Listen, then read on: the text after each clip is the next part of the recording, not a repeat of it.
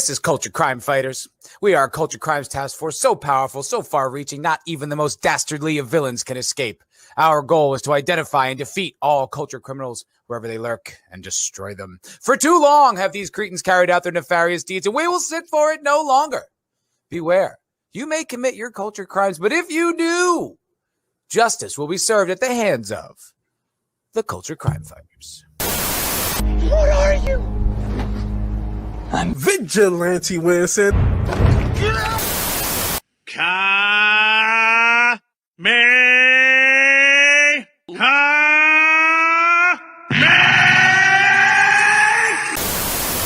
You went full. SJW. Never go full. SJW. You don't buy that? Yeah. President of Lucasfilm, Kathleen Kennedy. You guys are nuts. That's one of my pet peeves, and here you come along with a third pronunciation. Like, what are you doing? Actually, it's pronounced Stupid bitch. If you could just be like 25% less brave, that would be great. People were like, there's no way he fucked her. This pig, he didn't fuck this pig. I think he probably did. I think he didn't give a fuck. Allegedly. That's just your opinion. It's in England, they say Audible cunt. And in America, we say Amber Heard. And that's where the confusion is. See, I was going with the British way. Turns out it's a little more nuanced than that. And I mean, hey, we're in 2021. Any moderately attractive girl can do squats for a few months and put a camera up her ass and become and go viral. So I don't know. I mean, I'll keep my mind open. I spent all day yesterday on that video.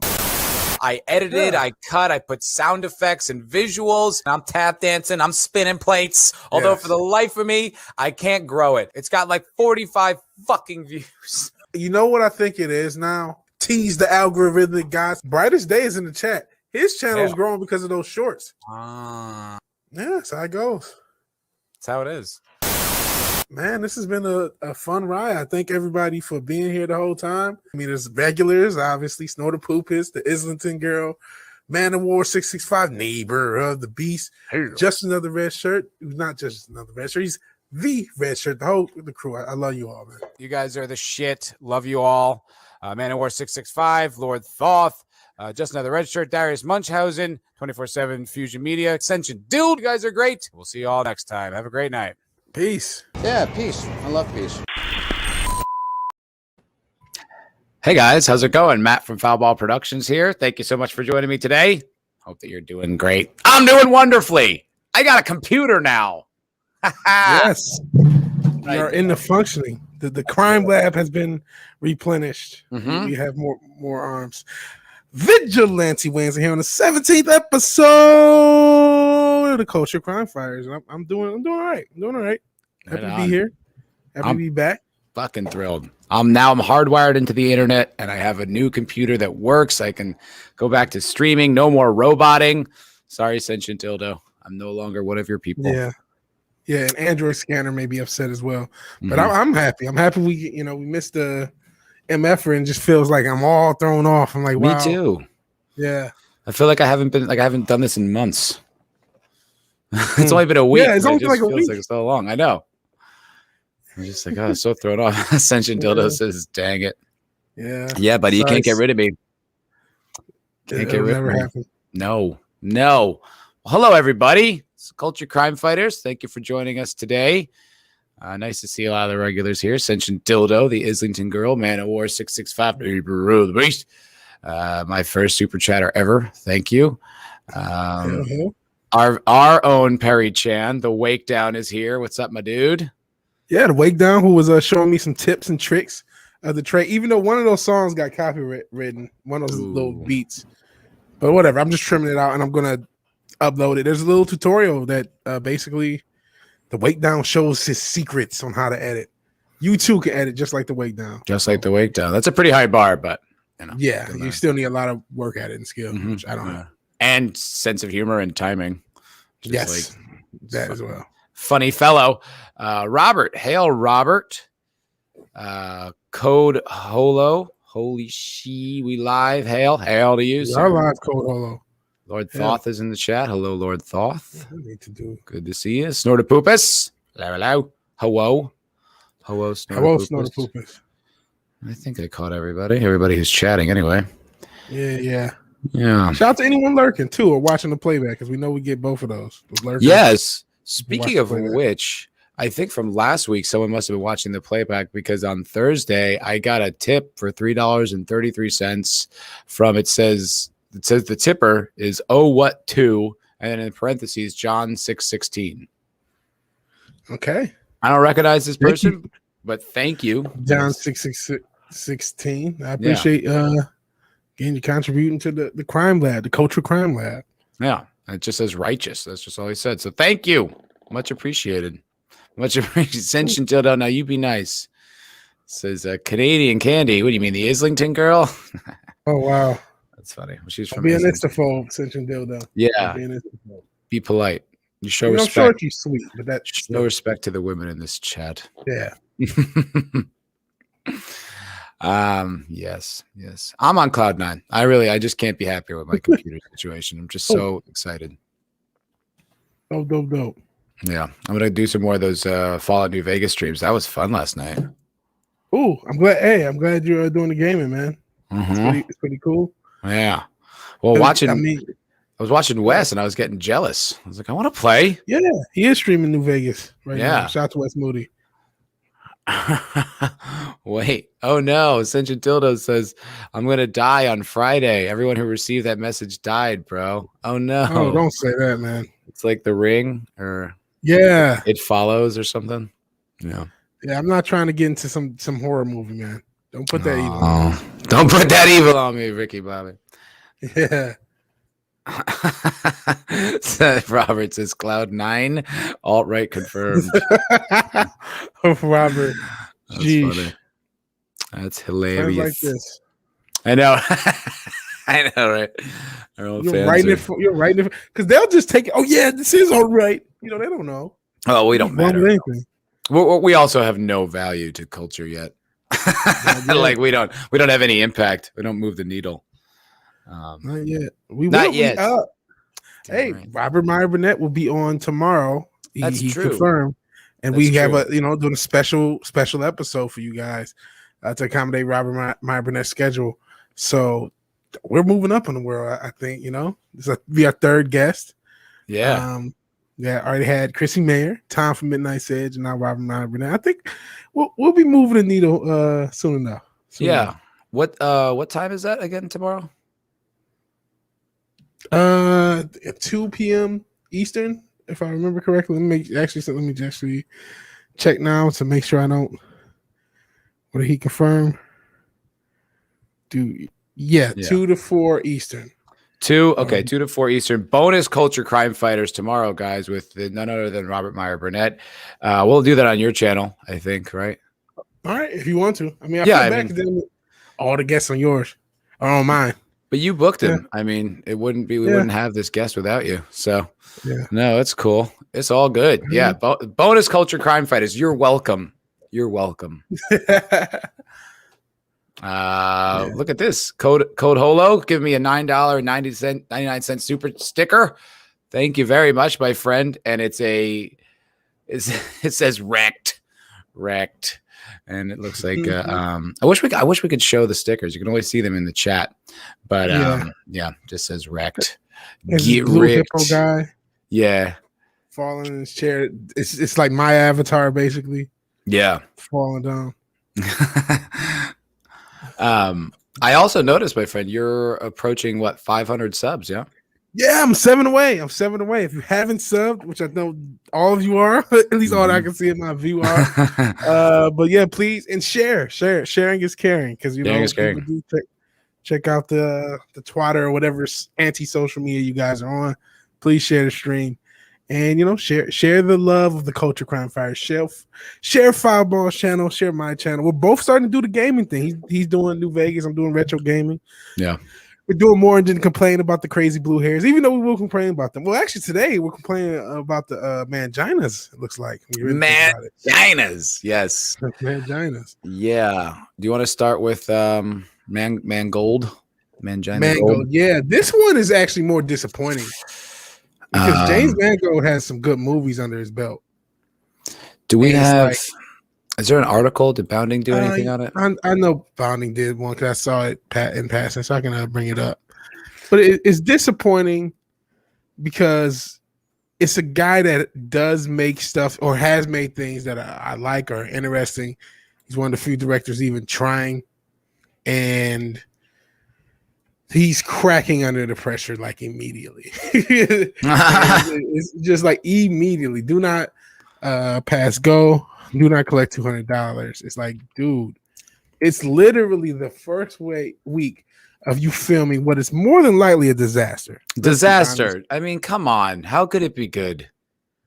Under what circumstance? Even if it wasn't assuredly going to be woke, there's no one on earth who wants to see Indiana Jones 5 after Indiana Jones 4. No, absolutely not. Who wants to see a 78-year-old Harrison Ford with Phoebe Waller-Bridges or whatever the fuck her name? What? Why? Who? Honestly, for train wreck purposes, it almost makes it more interesting. Like if you're gonna destroy it, just do it. Just go all in. Go all in. Make it a complete disaster. Make it an unmitigated disaster. You want to be the Citizen Kane of Ghostbusters 2016. You want to be the best woke destruction of a franchise. Not The Last Jedi. No, you want to be. It's us. This Indiana is the Jones Godfather. 5. Yeah, this is the Godfather of woke movies. Yes, that's funny. Yeah, you're right. They really are swinging for the fences. You got to give them credit. All right. Well, I got two super stickers coming in from the Islington Curl. Thank you so much, my dear. Cool. One for 99 cents. That's a horrified face looking. I'm not entirely sure what that's reference to, but thank you very much. And then the other one is a delicious hot dog. Yum. Yeah, hot dog, as we say. I will take that for my sustenance. Thank you very much. Could really use a hot dog right now, to be completely frank. And don't read into that sentient dildo. I mean the food. The food. Yeah. All right. So let's look at this. Let's look at this jackass. And also, I don't like everything he does, but I do like. I like. I thought Logan was good. Yeah, I mean, and also 310 to Yuma is a dope movie. I don't know. Yeah, I think Wake Down said he's only responsible for at most 3 good movies. And hell, the Wake Down. Appreciate you being here. But it's like, how many other directors got 3 good movies nowadays? You know what I mean? Like, we're not in. It ain't the 90s. No, it's not the 90s, but also I don't have any reservations about this guy. Yeah, I don't think he's genius. I think Logan has its problems, but he's not one of those guys that I'm concerned about. Like, oh, here comes this guy. I don't even know. Yeah. I've never heard about his politics or anything like that. Like, I'm sure he's a woke douche, but I've never heard it. It's never come my way. So in that regard, it's like, yeah, I don't know. Like, this is just I just didn't have a negative point of view. And now it's like, oh, okay, you're a douchebag. Yeah. And again, I think he's cracking under the pressure. I really think, because how could you, again, even if you didn't have Phoebe Waller-Bridge and all the, we know it's going to be a white man bad or some sort of wokeness. Even if you didn't have that, you still have a terrible franchise, at least a terrible turn in a great franchise that nobody wants to remember, and a very, very old lead. I'm not ageist. He's 80. What can he physically do in a role that demands him to, do physical things? Yeah, to swing on a whip like Tarzan. You know what I mean? I know he's not doing his own stunts and shit, but still, the physicality of Indiana Jones is a big part of the character. Absolutely. He's fist fighting and hanging off of buildings, and you know what I mean, jumping out and from a roof of a truck into the thing and then driving the truck. It's a whole so much of the movie is all the stunts and the action. And you can CGI. No, you can't CGI well. Do you remember Shia LaBeouf swinging in the fucking trees of Indy 4? Oof. Do you remember the fridge getting new? Which isn't even the worst thing. There's so many other flaws. Fucking aliens come out of nowhere, and now it's like, hey, you remember that franchise that we already ruined? We're gonna add wokeness to it. Oh, why? And why Indiana Jones? It's so sacred. It's just for every kid. It's a thrill ride of a movie, and it's just super fun. There's an innocence to it. There's nothing like, it's just a hero saving the day. There's nothing controversial. There's no like, they only like intimate sex. Like that's not even really there. So I can't. Why fuck it up? Why? Because patriarchy bad. I don't even think it's that. I think a lot of it is just like literally just a complete lack of talent and complete lack of originality. I actually just right before we went on, maybe right on, posted a video talking about like they're afraid of doing original things because they had the Mindy Kaling Velma thing where they change everything about it and then they call it Scooby-Doo. Like they're afraid of they're redoing Perfect Strangers because you needed a Perfect Strangers reboot because you even remember that Perfect Strangers existed. So it's like why can't you just come up with a new franchise? I don't know. I also heard that they're redoing. I heard this from Culture Casino. They're making like an American Gigolo TV series. Okay. Okay. I guess have fun with that. But Godzillionaire brings up a point, which is like, that's interesting. He says, because it's sacred, that's why they're bastardizing it. And you know what? You're probably right too. And wasn't quite thinking that's probably right. Mm-hmm. They got to make sure you remember Harrison Ford, both of his characters as jokes. Just like you have to remember Picard as a joke. Yeah. And they want you to see them do it. Remember Mark Hamill, remember Luke Skywalker as a joke. They want to see you. They want you to see those characters in shitty positions. It's true. They want to like lower their position in the cultural hierarchy. Yes. Yeah, and I don't know why Harrison Ford is getting involved in it. I mean, like, you know, he's 80, so it's like you need more money. Like, I don't understand. Like, what are you doing? Like, it's just say no, Harrison Ford. Yeah, and he was terrible as Han Solo in the new one. It was horrible to watch. I couldn't watch it. It's kind of like it's sad. He's like sad. Such a failure as a human. Well, it was like Han Solo failed. Yeah, it was like he was everybody's favorite. Like it was, you know, your Han Solo and Indiana Jones and Deckard from Blade Runner. It's like, you know, you have some of the coolest characters in media, and now it's like you're on this campaign to ruin them all. Why? I don't know. Indiana Jones and the last graphic cash that snorted poop was cute. That's funny. Yeah, I guess I still just don't know why he would agree to do it. He doesn't need the money. No, he does not. Yeah. Anyway, all right. Indiana Jones director James Mangold throws temper tantrum after fan voices concerns about his upcoming movie. Indiana Jones 5 director James Mangold threw a temper tantrum after a fan voiced their concern about the upcoming film starring Harrison Ford. Twitter user and YouTuber, Matthew Kadish, no, me neither, but posted to Twitter no, it doesn't mean anything. He's probably never heard of me. Posted to Twitter his concerns about the upcoming film. He wrote, to anyone thinking Indiana Jones 5 might be good, let me just point this out. 1, Steven Spielberg is not directing. 2, Kathleen Kennedy is producing. 3, Harrison Ford is 78 years old. 4, it's written by Jonathan Kasdan, who wrote Solo. Those are really good points. That sounds like a disaster. Mm-hmm. And he didn't even, he's talking about Spielberg not directing. Spielberg, again, ruined the franchises already, like a decade ago. Yeah, it's like when people are like, I want George Lucas back in Star Wars. I'm like, I don't. No, I want Star Wars to not be done anymore, and we can do new things. Yeah, it's please. Okay. Franchises used to end, and they were over, and it was like, it's done. It's true. It used to just get sad, and people were like, okay, I don't think we need another one of these, But they just milk them forever because they're not innovating anything new and interesting because every single property, the writers have their hands tied. So they're not allowed to make anything actually interesting. So then they're going to take the things that people go and watch. So they have all these numbers. They have all the analytics. They know what people were watching during COVID. They're like, Indiana Jones got this many views, Aliens got this many views, Predator, they're using these numbers like, oh, so there must be people interested in these properties still. So let's keep making them. Instead, the lesson should be that the shit you make now, no one wants to fucking see. We'd rather rewatch something we've seen 100 fucking times than spend any money on any of your nonsense. But you're like, oh, well, I guess we'll just wokeify the Predator or something. Like, that'll sell.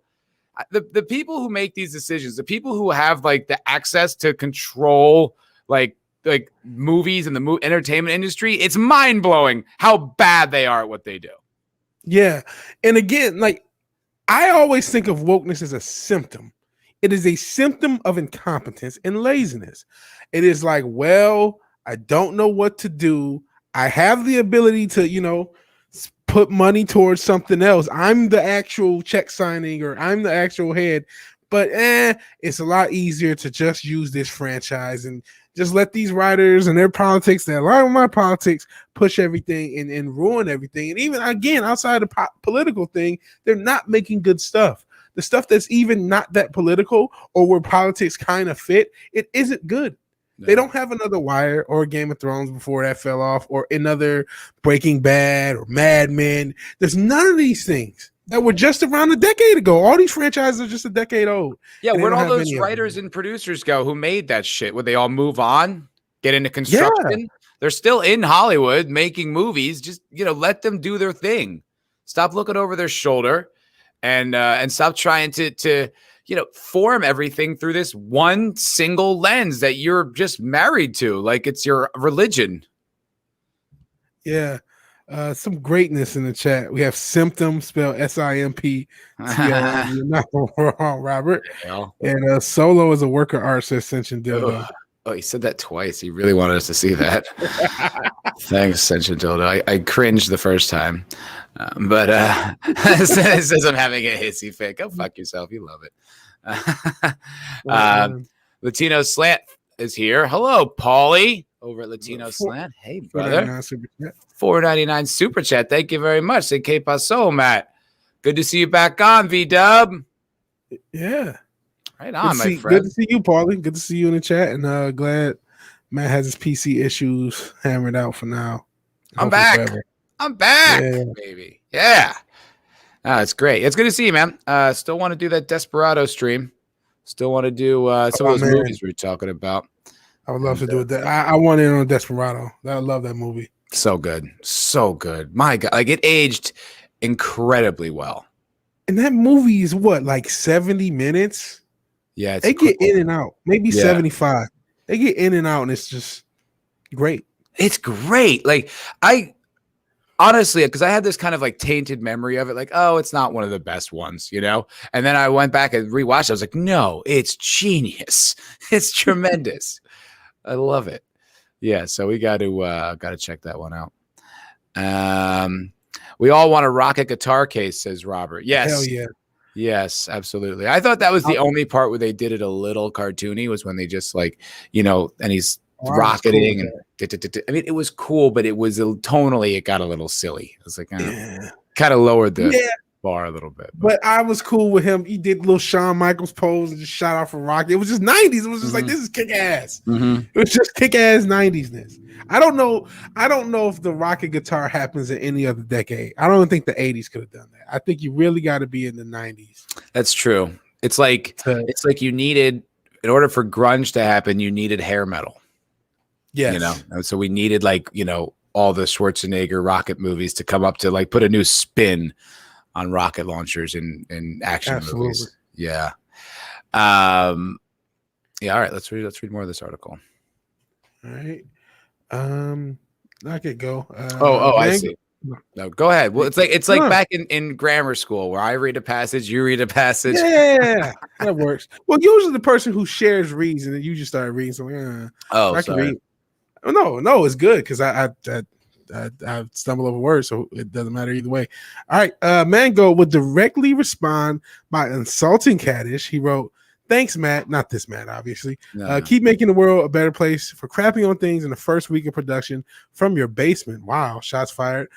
2, never seen a script by John. Nothing against him, just reality. Buttersworth and I started from a blank page. I don't know who Buttersworth is. I guess it's a dog or something. That's a cute response. The third point. 3, 1 and 3 are hugely talented and are all on my side. Oh, what in the world? So I guess in response to these points, he's saying Kathleen Kennedy, Harrison Ford, and Jonathan Kasdan. It's like, all right, bro, it's fucking war now. Like, I know she's your boss and you can't publicly shit on her, but to go after a fan and then act like, hey, I've got Kathleen Kennedy on my side, I'm gonna be fine. Yeah. It's like, you fucking dickhead.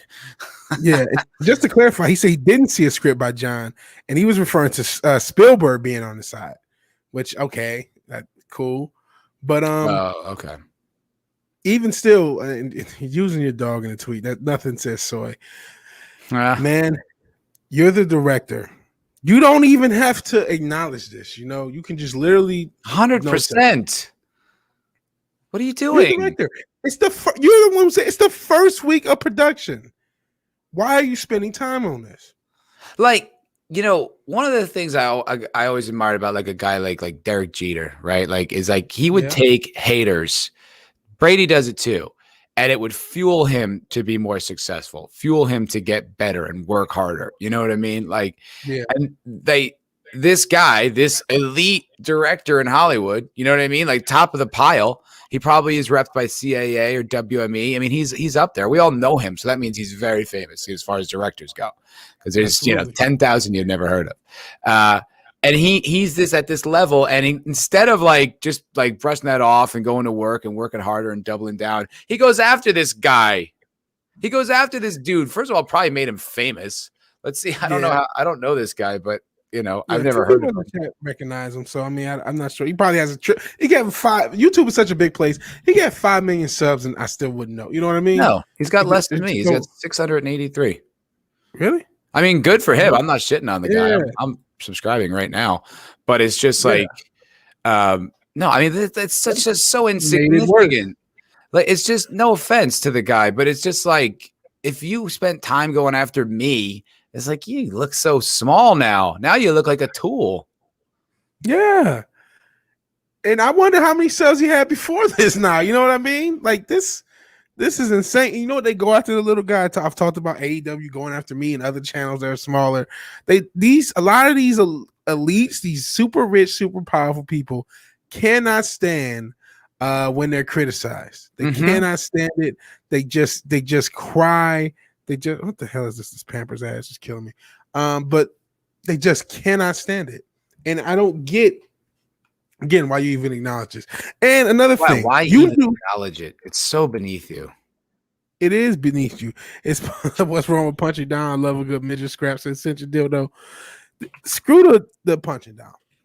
When you walked into this, you knew what you were walking into. You knew Kathleen Kennedy was producing. You knew the backlash she had with a certain group of the fans, mainly most of them. You knew that Indiana Jones itself was in a bad way just because of what happened with the 4th. You knew that there were going to be people who were already going to be negative on this for good reason. And you had a rehab project on your hands. So why in the world? And no one's Googling diapers. This is just a damn ad. Is there something going on with a lady you're not telling us about, Vidge? No, you got a major life change you're not letting us in on? Listen, there's no is that what the secret's been? Okay. There's no little Vigilante with, and there's just I have a VPN, and so do you need your own Darkwing? Do you need your own Robin? No. There's just I don't know why my VPN just is. Look, this is in Belgium because that's where I'm telling everyone I am. So I don't know. I have no idea what's going on with that. It's funny. Gaming diapers.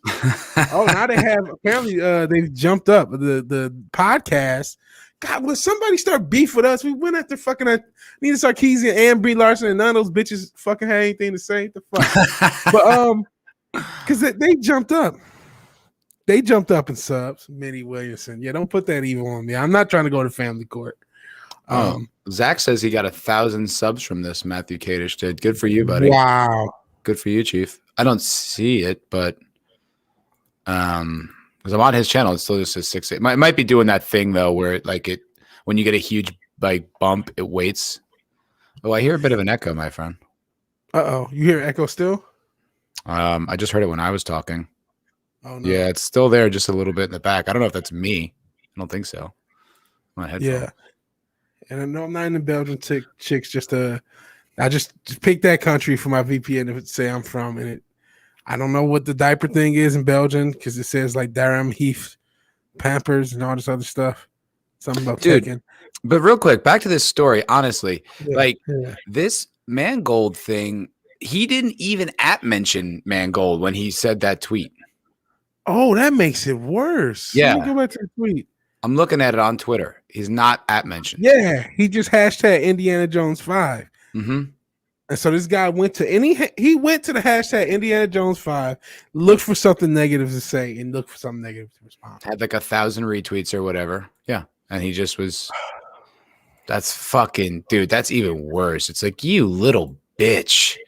You little bitch boy. You go seek out criticism and then attack people. I hope you made this guy famous. So good. Yeah. I was just thinking we should have asked him on. We should have had asked Matt on. Yeah. I had no idea. I didn't really know the details. I'll be 1,000% honest. Because I heard about it, but didn't know it was this like weak. Yeah. Total weak sauce. What a pussy. All right, let's keep going. Let's hear what right, you know what? Maybe Nick starts to make some sense. I don't know. Or sorry, James. Nick, man. So this is maybe they're talking about the salty nerd because it says Mangold wouldn't stop there. He would continue to insult and deride Kadesh and his podcast team, the salty nerd. So he went and looked up who this guy was. The salty nerd would tweet, "We don't have basements, but we do have a kick." Oh no, I guess that was a response. Oh, good for him. Salty nerd would tweet, "We don't have basements, but we do have a kick-ass studio with a Batman statue." So they got a nice little thing going. And they're salty nerds. I'm looking at Matthew Kadish's personal YouTube. He hasn't uploaded there for 5 months. So maybe it's the salty nerd is the other one. Yeah. Yeah. That one's got 1,600 subs. Yeah. 1,601. I just gave him one. There you go. Good for you guys. Stay punk. Jesus. So yeah, I know, dude. I like that they went right back at him too. It's like, no, we're not in a basement. Actually, we're broadcasters, and here's our studio. How's that, Nick? Yeah, James. Fucking what? James. Yeah, keep fucking his name up. It doesn't matter what his name is. Mango replied, "Yeah, that's a kick-ass studio. Congrats on the Batman statue and a jar of corks. So how about you let me finish my film?" Yes, these people called you up on your personal film, right, and harassed you and stopped you from finishing your film. You bitch. You went on Twitter looking up Indiana Jones hashtags to find the worst one to reply to. Let me finish my film. Yeah, dude. What a bitch. Just what a little bitch. Just seeking out like criticism so he can like whine like a puss. And look, it's just like 4 nerds like trying to do something. And now he's attacking like his entire existence. Go fuck yourself, dude. Yeah. What did you say? So how about you let me finish my film, then bitch all you want in front of your vinyl bricks lit by your fancy bounce light, and maybe don't call your opinion news. No, he didn't. He never did. No, he didn't. He expressed a basic, widely held opinion on Twitter, and you cried. You cried. He literally just expressed his opinion of how it's going to be bad. How is that him reporting on the news? What are you talking about? And he never actually included you. You included yourself. He never added you until you added him. Yeah. This is insane. Yeah. It's I think Gazillionaire says I think Mango, I feel like Mango is complaining about these Twitter comments and therapy. I feel like he needs therapy. He must. If you've won at life so well, like so completely that you're a paid Hollywood director, you get paid to make movies and be creative, and instead of doing that, you go on Twitter and look for criticism and then just attack a tiny podcast. It's not like it was, Rogan or Mark Maron or something, someone who's got like cultural influence. Like these are just, just doing what we're doing. We're just talking shit on the internet. Yeah, they're about on the same level as us. At least as of before this happened. Apparently, they were a little less than Matt. Yeah. Some of you guys gained 1K through this, or their podcast gained 1K through this. So, they're basically around the same level as us. This is literally like somebody reacting to something one of us said on Twitter. Mm-hmm. It's on the same level. It's just like I would be shocked if a director even mentions, like, why would you even bother? What's wrong with you? What are you doing? You're just going to give me shine. It's not going to help you. It's not like he said some crazy disrespectful. He just said Kathleen Kennedy's producing, fucking Harrison Ford is old as fuck, Steven Spielberg's not directing, and maybe he had the one thing wrong. Who knows who wrote this shitty script? It's going to be a failure. Yeah, who cares? He was even polite enough to leave out Phoebe Waller-Bridge. I don't know why. I would have mentioned that. Yeah, he left. He left her out. Yeah. He punched above the waist. He did. That's a good point. He did. He really just gave legitimate reasons why it could suck. And he's like, get out of your basement. Like, you little puss. Fucking Get out of your woman. basement, dude. Like, yeah. Get out of like whatever. I don't know. I just there's probably a lot of pressure on dude, and he's just like taking it out on anyone. I don't get it. I don't get it, man. I couldn't tell you. I don't get it at all. More to this. Oh, look at this. Yeah. The next line. He says, before that, Mangold described Kadish as a clickbaiter and nightcrawler. Clickbaiter? It's a legitimate concern. You explain to me, on what fucking universe was Kathleen Kennedy's Star Wars a success? On what fucking metric? It lost money. The first movie made twice as much as the third movie. It's universally hated. It's destroyed all the fandom in the franchise, and you're standing behind her like, yeah, I got this chick on my side. It's like, what are you talking about? This is a completely authentic, legitimate thing to say, and he's just like, oh, he's a clickbaiter. He's a clickbaiter. No, he's not. He's fucking based, and we're not putting up with it anymore. Okay, Nick? And you too, Kevin Smith. Fuckers. I'm tired of this shit. Kevin Smith saying that shit. Oh, wait, why don't you wait and see? Because you know why, Kevin? I don't have to wait and see to know where it's going. Because it's every fucking property, my friend. Every single thing. So why would I go through it again? And then what? When the criticisms are legit, will you be like, yeah, no, you're right. It was woke this time. Fuck all you. No, when the criticism is legit, he's going to be like, yeah, we got a few man baby fans. We got a few toxic white male, toxic fans. Yeah, that's what he'll say. It's just like, you guys, we are so beyond onto you. We were onto this. I mean, it's just the idea that you're gonna like berate us on Twitter and that's gonna like help your cause is, I don't know how many failures you have to have laid at your feet to realize that just doesn't fucking work. Yeah. Real quick. $5 super chat from Godzillionaire. Thank you very much, Godzillionaire. Matt starts some Twitter beef with Bree. I want to watch that glorious dumpster fire burn. I would honestly probably end up being like super nice to her. Yeah. You know what I mean? Like, I wouldn't just, because even if Kevin Smith or James Mangold were here, I wouldn't talk to them like that. You know what I mean? So, you know, when you're dealing with the real person, it's a little hard to just like go after them. I would still say, I would ask him straight point blank, what are you, like, you knew when you took this job, there was going to be some inbred criticism. Why are you attacking smaller podcasts for legitimate criticism? I don't think anything the Salty Nerd said was, or Matthew Kadish, I don't think anything he said was, crazy. I don't think anything he said was disrespectful. He didn't even include James Mangold specifically. He just criticized the movie and the production. Well, these are facts we all know. These are facts we all know. And he was like a little bitch about it. Like, go back to your basement. Like, why wouldn't you just take that? If you needed to respond, which you didn't, you fucking beta male. If you needed to, why wouldn't you just say something like, hey, we appreciate your concerns. You know, we're all big fans of the property. We're working super hard to make this the best possible Indiana Jones movie we can. And that's it. And it will go nowhere. And everyone will be like, all right. And no one would care. But instead, you made it a story. It's like, oh, well, it sounds like you just validated all his criticisms. Yeah, it really does. It really does. Yeah. And it's not like you didn't know. Again, you knew what the fuck was happening when you chose to direct Indiana Jones 5. New Bomb Turk is fucking funny. No, guys. Matt would hand her the strap on.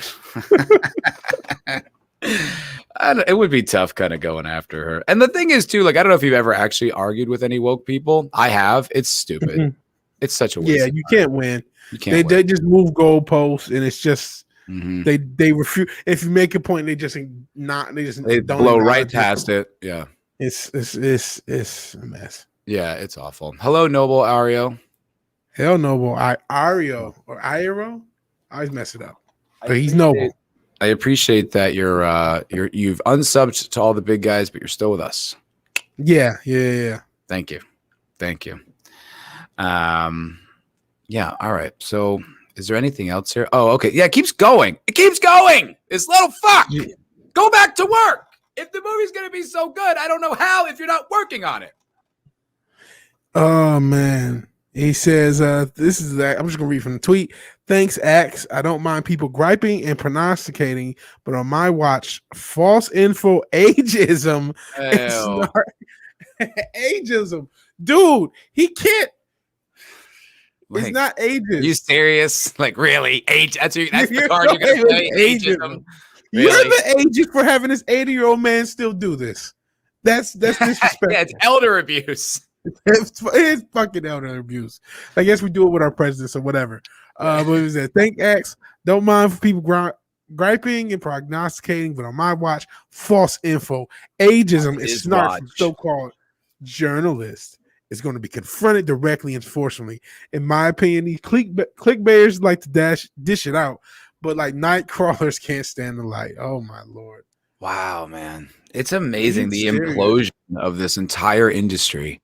It's like it's so consistent. And also, like, generally when the nerds get called out, they handle it pretty fucking well. I don't know what you're talking about. Like, go at and Gary.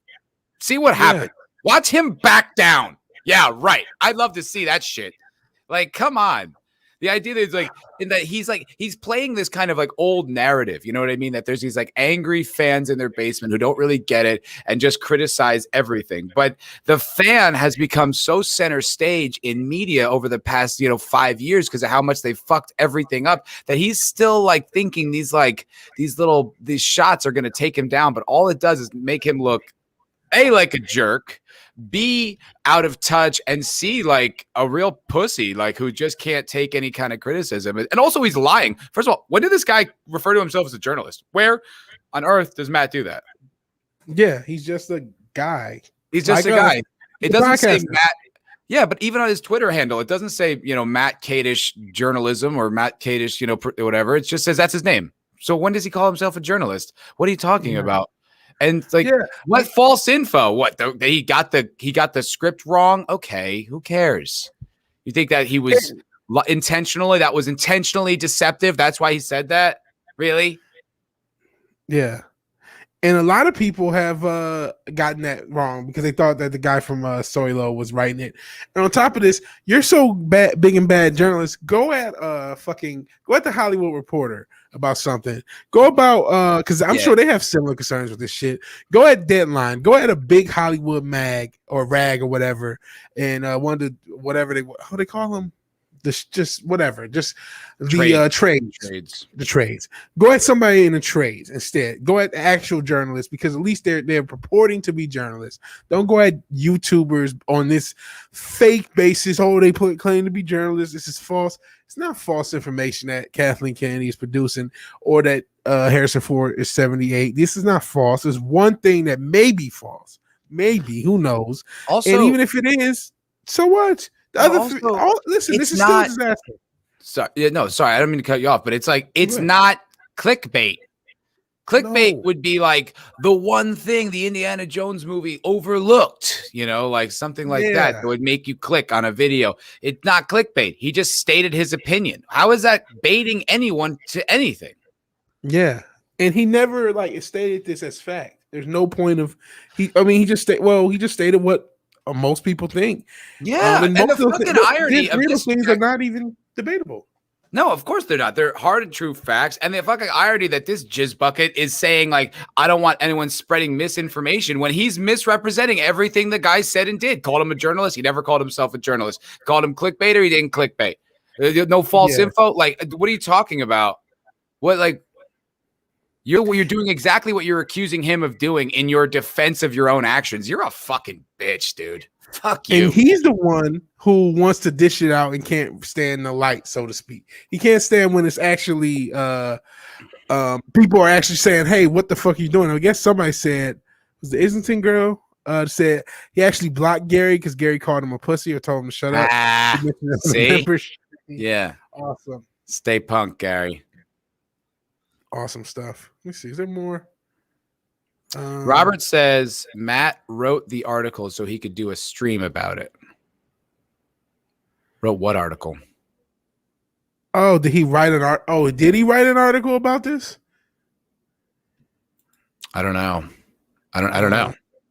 I mean, let me go to his page. Okay. Check it He's out. got the Salty Nerd podcast. He's got. This goes on He forever. retweets something from Bleeding Fool. I don't know. I don't see any evidence of him making an article about this. I mean, he's just saying, and some of the other stuff is just real pleas to make the movie good. He's not even attacking him. He's really not. Like, I don't know. And I'm just kind of skimming through because this goes on. He talks about, I guess, this guy Matthew Kaddish did work in Hollywood a little bit. He said he made a movie in 2004 with Jerry B. Renner, tried to get into a feature, but ultimately went nowhere. Worked with a couple producers, quit Hollywood, became a novelist, got a lot of experience in town. So he's a guy who used to work at Hollywood or something. Mm-hmm.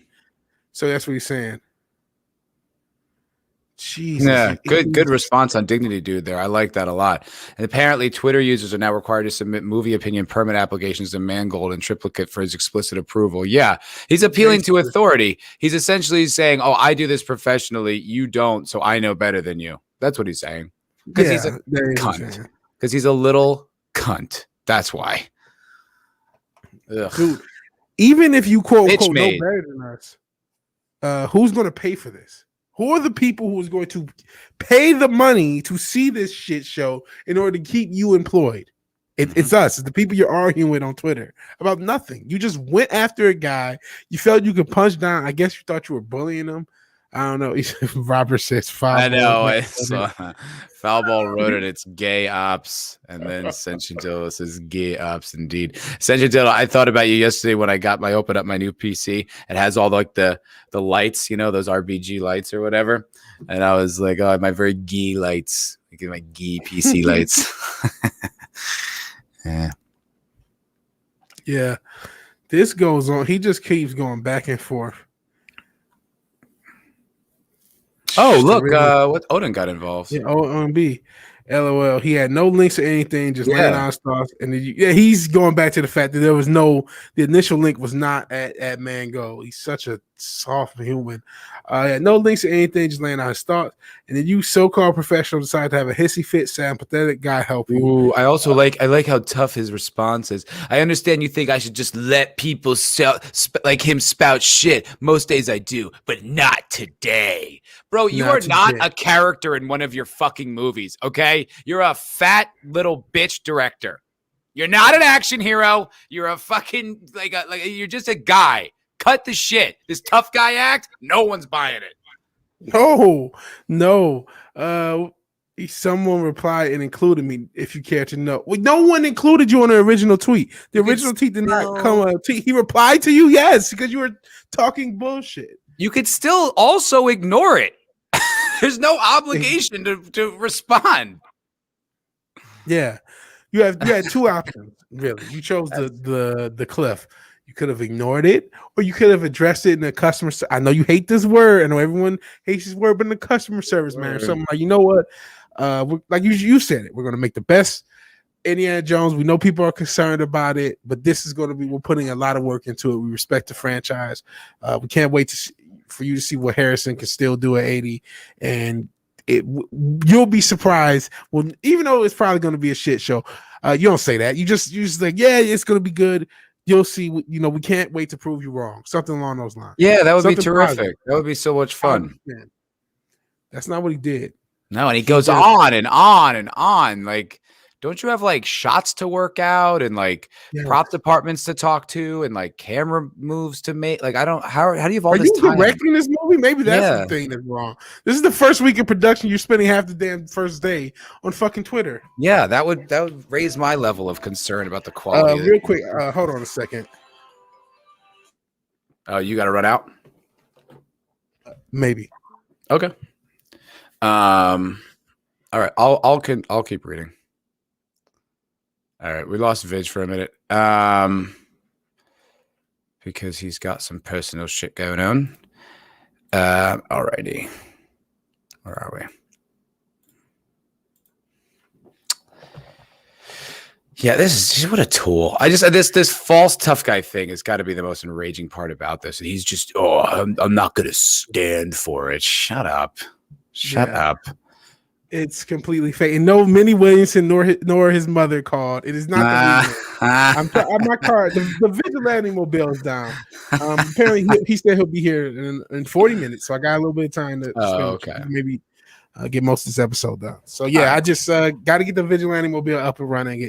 It'll stop. It'll start, but then stop, and hopefully it's not a super expensive thing. But we'll see. We're about to find out.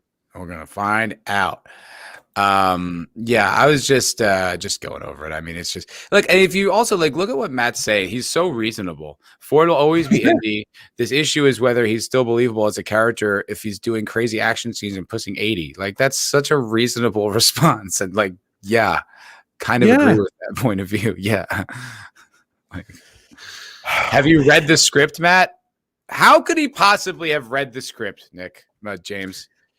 How? But is it public? Are scripts now public? What are you talking about? Clearly not. Does that refute what he said? Because you don't even know who wrote it. Oh, okay. Let me see. Who's writing Indy 5? Screenplay. I guess it is. It is Googleable. All right, fine. Oh, but the story's by Jonathan Kasdan. So shut up. So it's not even that inaccurate. It says story by. He's part of your team. Jesus Christ. And I guess he's writing it with his kids. Is that who that is? John Henry Butterworth? Oh, no, that's his friend. Jez Butterworth? Who are these people? Oh, that's a real name. I thought that was like a dog or something. I'm sorry, like Mr. Butterworth. Shout out to I don't know what happened to Mrs. Butterworth. They got rid of her, but I'm glad Mr. Butterworth is out here working for the family. Jez Butterworth, Jeremy Jez Butterworth is an English playwright, screenwriter, and film director. I guess him and his brother collaborate often. Oh. Okay. He wrote Edge of Tomorrow. Okay. He also wrote Ford v Ferrari, which I did not think that was that good, quite honestly. I thought that was pretty weak. A lot of people like it. I did not check it out yet. Everything else, though, it's nothing remarkable. I mean, they're all movies, but at least this guy's not woke. But I mean, this is so bad. This looks so bad from this guy. Yeah. Yeah. All right, let's move on. I think Matt's fucking baller here for just going after this guy and not giving a shit, and he's really being pretty reasonable.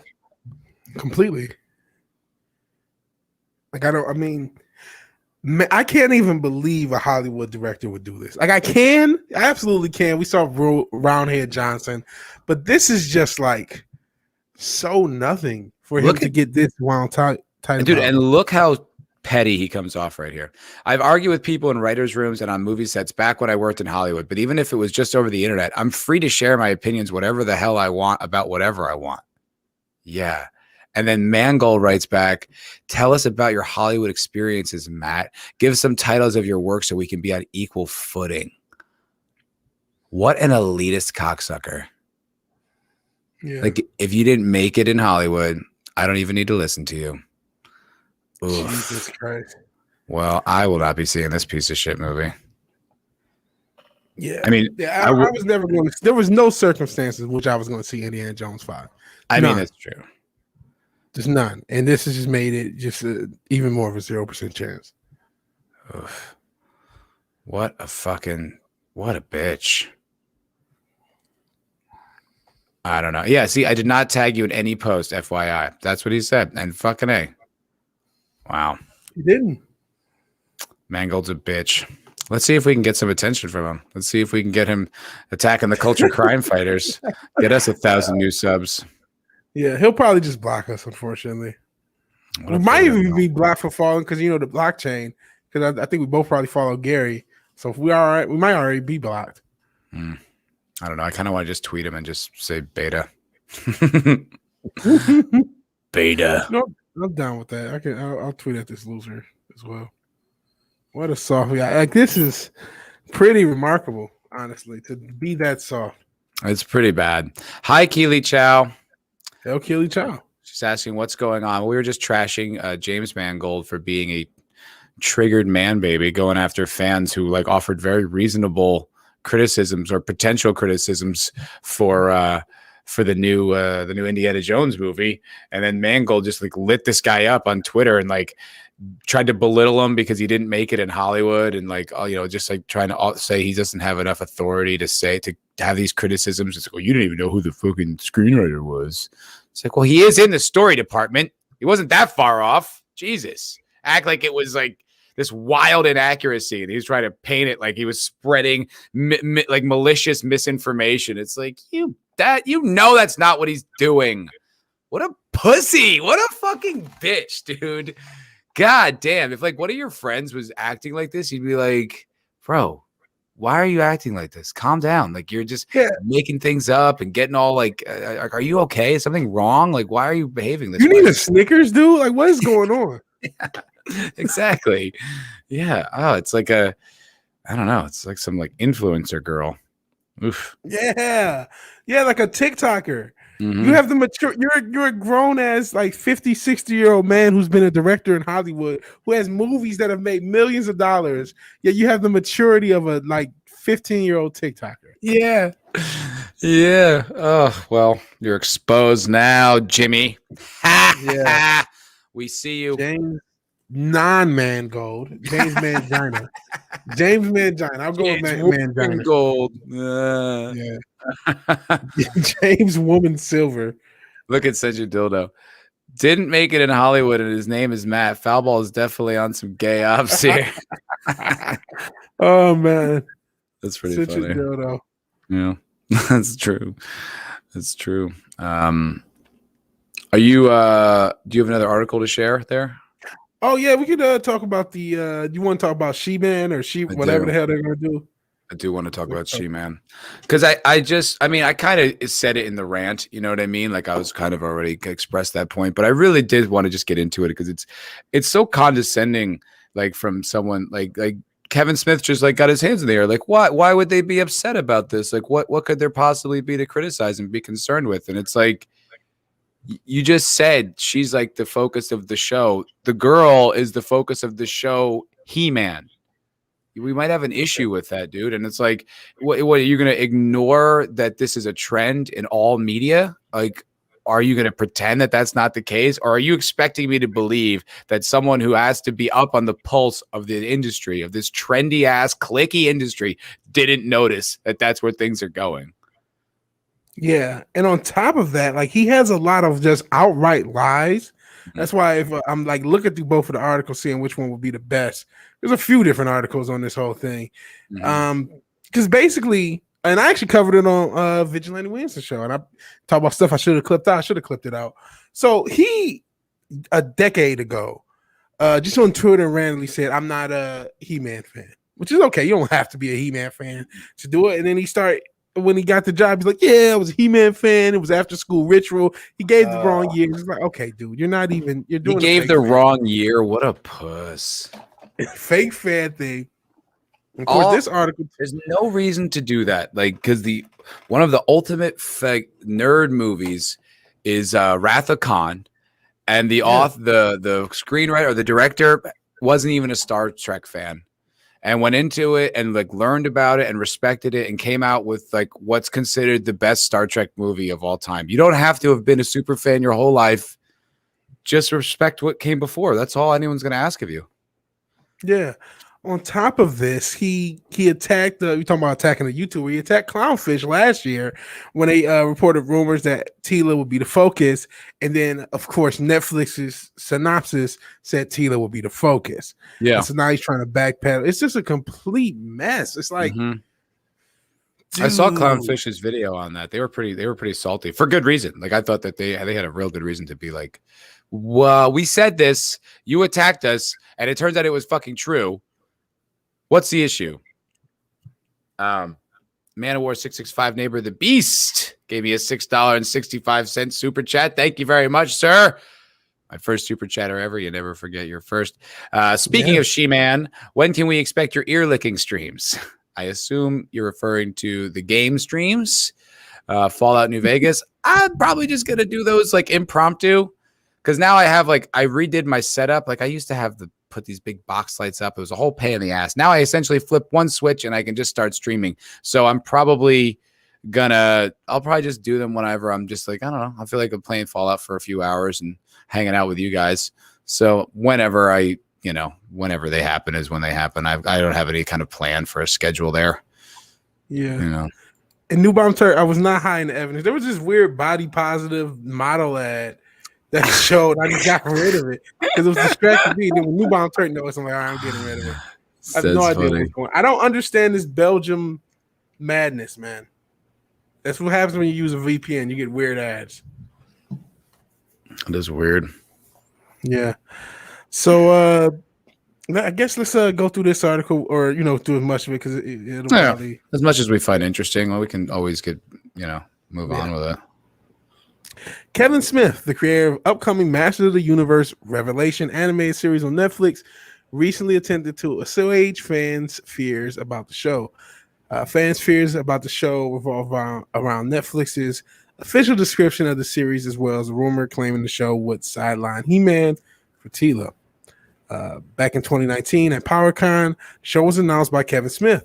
Not only was the show announced, but an official description revealed. The description read, "A radical return to Eternia. Revelation is a direct sequel to the series, series to the classic era of Masters of the Universe, featuring fan favorites He-Man, Orko, Kringer, and Man of Arms. The story puts our heroic warriors against the Guardians of Castle Grayskull, and Guardians against Castle Grayskull against Skeletor, Evelyn, Beastman, and the vile legions of Snake Mountain."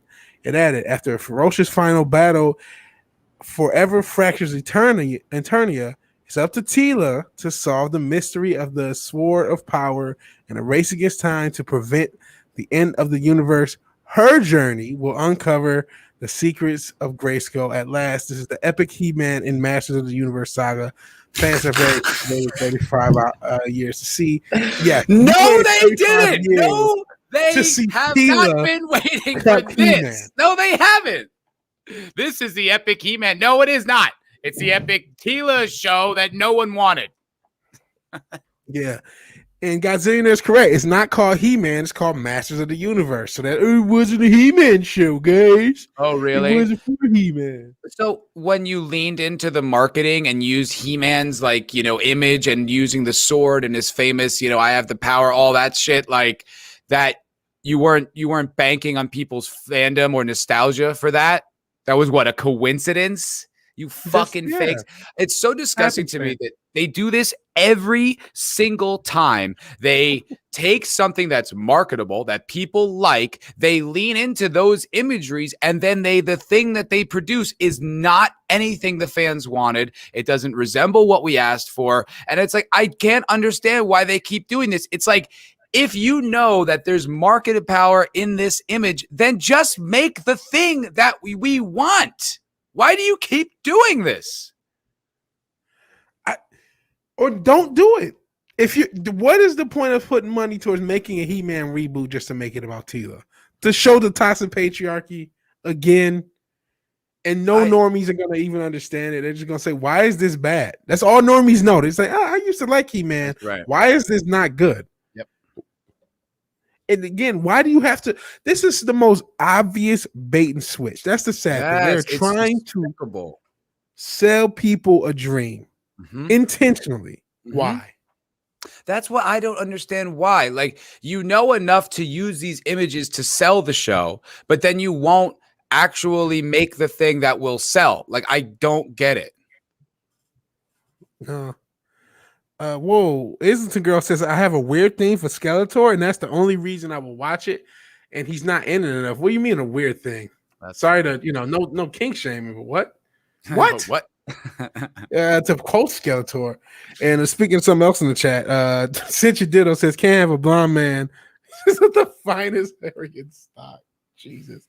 To be a hero in a series called Masters of the Universe. You crazy. You're not. He's blonde hair. He's all muscled up. Yeah, that's a good point. Masters of the Universe. Yeah, that's a good point. Yeah. He's kind of hot under the face part. Whoa, well, we are weird nerds, so She likes his. Oh, I thought that said ass. She likes his sass. Man, I think it was a double entendre. Mm-hmm. That's what I think so No too. judgment, isn't it, girl? No judgment. None here. None here. But it is just so. It's just so frustrating that they like enough to use the things, and then it's like you. Like, I really can't understand why you wouldn't just make the product. Like, I understand like social re-engineering and like, communist infiltration. I do understand all of that. But you'd think once in a while someone would break the script and just, make something good. Yeah, throw us a freaking bone here, man. Or throw yourself a bone. Don't you want to actually make something you enjoy that's good, that's rewatchable, that's classic? Like, isn't that kind of why you got into it? Because of all the times of all the stuff you grew up loving and how you wanted to contribute and tell your own stories. Isn't that why you started making movies and getting into entertainment to begin with? And now instead of doing that, you're just servicing some agenda, some fucking twat who's like, an executive for diversity. And now you have to just like eat your fucking dick all day. I mean, why even bother, bro? Even if you got into movies just to make money, don't you want to make money? Yeah, there you go. There's that too. Yeah. Just try to make the most money bankable product that you can. Honestly, He-Man, especially now that everything's been pussified, an actual true to life He-Man will probably hit really hard right now. Look how hard Invincible hit just for being as masculine as it was. And it, I didn't see that it masculine, no. But I think people want badassness. That's what. Of course they do.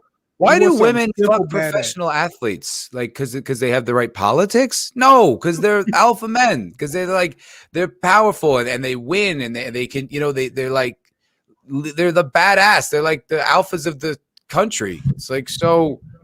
There's a reason why that. It's not just the men who like value that. It's women too.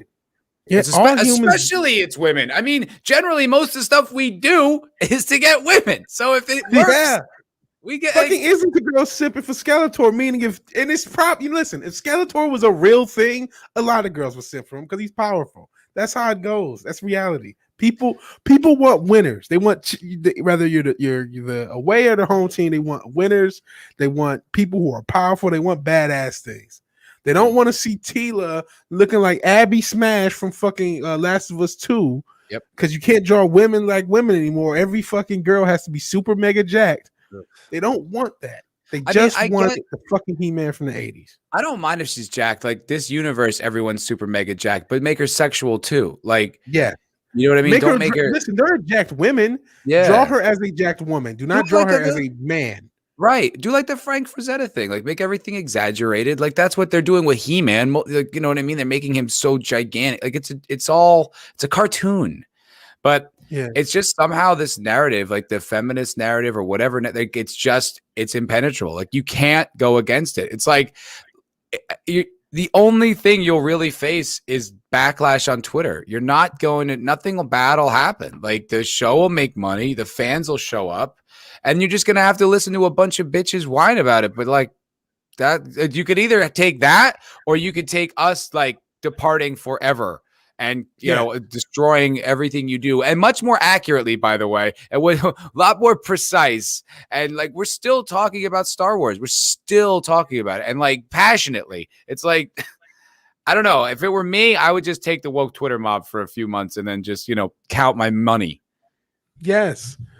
As Banks told 50, go ahead, switch the style up. And if they hate, let them hate. Watch the money pile up. The Amazons. Robert brings up the Amazons in the Snyder Cut. They were jack women and they were beautiful. Yeah, and they were sexual too, which is okay. Yeah. Not sexual, but their bodies weren't covered up. Because that's the thing with Tila. She looks like a dude. Yes. And Does this like, have a picture? Who is that for? What woman is like, yay, I want to watch that? Like the only people who would be interested in that are the ones who want to. Yeah. The only people who would want to watch that are the ones who really give a shit about like the social justice shit. Like, oh, I get my representation the way I want it. But that's like a very small percentage of the viewing audience. Yeah. And by the way, it mentioned direct sequel, but I think she's a race swap. Okay. So there you have that. And again, every female character, none of them are drawn like women. There are ways to have very muscular women that look like women. Yeah, and And they're hot. this is a male body. Like if you were drawing this and you just didn't put the heads on any of these characters, you would say they were men. You That's wouldn't true. think they were women. You would maybe this one because there's some little whatever, maybe, but you Yeah, would for the especially most part. Tila. Like put your Tila, just put no, your don't say, like yeah, put man, your thumb over Tila's head and then just look at that body. Like, oh, that's a guy's body. Yeah. yeah, do this. Yep. And Tila. And It's it's a like dude. this is a man. That's a This is dude. clearly a man. Yeah. So- Ridiculous. I wanted to mention something. There was a lot of good comments. Just another red shirt says 2019 Ford v Ferrari. No woke, just driven, dedicated men pursuing a hard and dangerous goal. Amazingly enough, directed by James Mangold. You know what? Honestly, I didn't really like that movie. And I'm not saying it like in retrospect. It wasn't woke, but I don't think it was that good, actually, like overall myself. I watched it. I wanted to like it more because it had this big endorsement from like Critical Drinker, but I just didn't find it to be all that terrific. I think Rush is a much better movie, which came out like, I don't know, maybe 10 years before with Thor, one of the, what's his, Chris Hemsworth, and directed by Ron Howard, I think. I think it's a much better movie, like way more fun and just, I mean, Ford v Ferrari was fine. I just didn't, it was like, I didn't know who the competition was about. It just kind of kept switching and then, I don't know. I didn't love it. It was fine, I guess. Yeah. Keely Chow. Mentioning that's directed by James Mangold reminds me. I just found out a fucking LCD sound system video that I love was directed by Rowan Johnson. I was like, no, I like the video. I always liked Brick. I haven't seen it since, but I always liked that movie. I thought it was great. I used to like Ryan Johnson. I did. I liked it. He did the Brothers Bloom, which wasn't bad, and he did. I liked Looper when I saw it. I thought it was good, but then it was like, you know, and then but he did like the worst Breaking Bad episode, and then like once you destroy the like Star Wars, like, well, okay, then fuck you forever. Yeah. Keely Chow says we've gone from beautiful women with bigger balls and some of the male DC superheroes on the CW to a woman who looks like she has bigger balls than some of the male DC superheroes on the CW. Yeah. It's really wild. We've gone from Buffy to Tila. Yeah. We used to have women who were women, and that was fine. But I think it's like so much of this. It's like they're convincing women there's something wrong with just being a woman. Like there isn't. They want men to be more feminine and women to be more masculine. Yep. Destroy everything that was there before. Just like that whole sexuality thing. They want to take away sexuality wherever it was and put it where it never was. Yep. That's why you got naked hobbits and you got to cover up Vampirella. That's exactly right. Yeah. That's why you got the Powerpuff Girls are like, you know, sexually promiscuous lesbians, and these girls don't have any sexuality whatsoever. That's always what they're always taking, changing, just misrepresenting everything because it's a destruction of culture. That's all this is.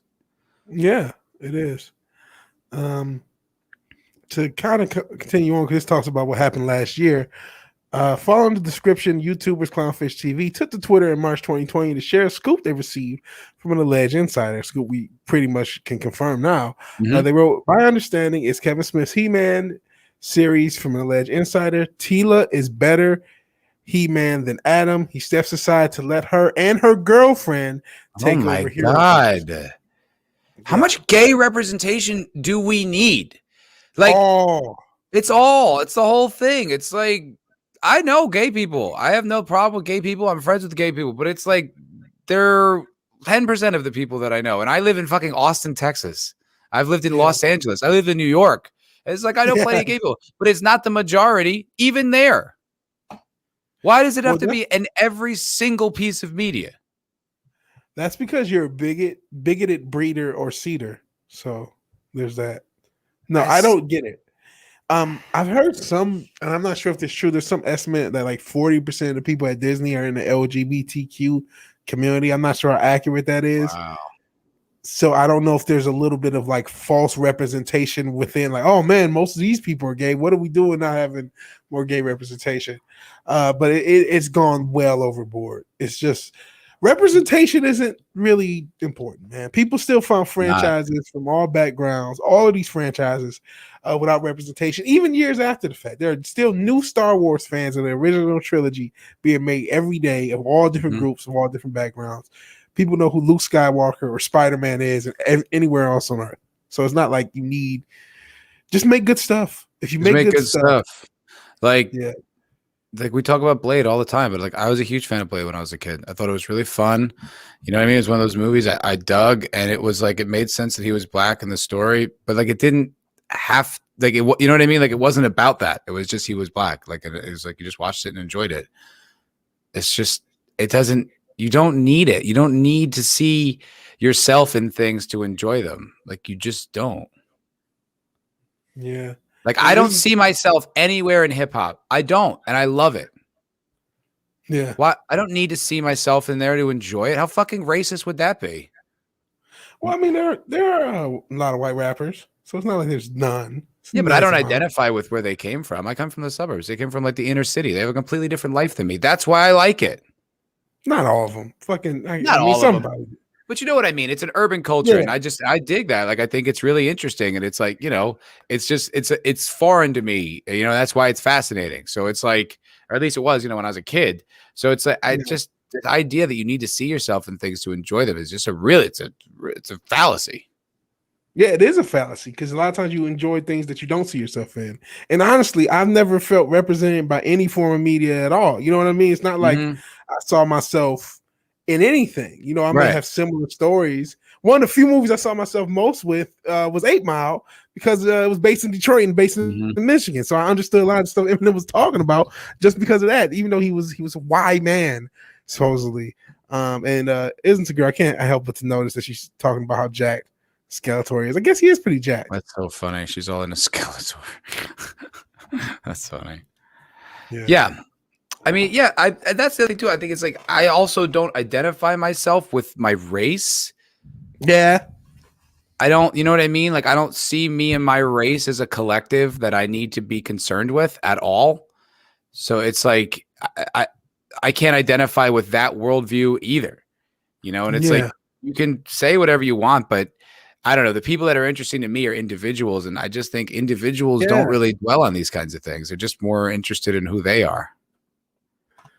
Yeah, and what is it? The biggest minority is the individual. You know what I mean? Fucking A. That is absolutely, and the most oppressed.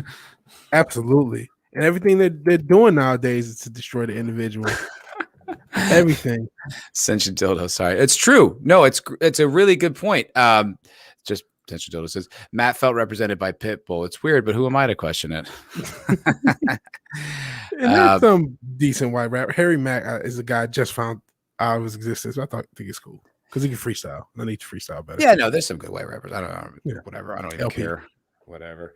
No, but dude, that individualism thing is white supremacy now, and like on like a serious level. Like I was listening to Ryan Long's podcast, the Boys Cast, Boys, and he was talking about how there was like this office leak of like these. I think they were defense contractors, like work for like Raytheon or something like that. And then like the educator was explaining things how like hard work and individualism are white supremacy. Whoa. I've heard the hard work. I mean, all of this stuff I heard because that damn Smithsonian document had a lot of shit, but it's just crazy. That's when amazing. When you're hearing it for defense contracts and shit like that. We can't have our military thinking that hard work is bad. We can't have really other humans are not supposed to think hard work is bad. Don't work hard at anything. Do you want another like Reich? Like one of the few things. Yeah, I guess they do. I guess they do because one of the few things that was like help bring it down was individualism, was, you know, like Schindler, or, you know what I mean, like the French resistance, like people who didn't go with what they were supposed to do and go along with the things. Yeah. And you're saying you want just completely group think, no individualism. That man should be like dealt with. That guy, that's a problem. I don't mean like anything violent, but I just mean like this guy needs to be, he can't have authority. He can't have power, that guy. That's scary. Especially not responsible for defense contracts and things like that. It's too much power for people who are thinking that way or even pushing that way. That's dangerous, man. That's some real dangerous thinking. Yeah. So Godzilla says, are your bombs woke? Would you want your enemies to be destroyed by bigoted weapons? Yeah. Basically. Oh, man.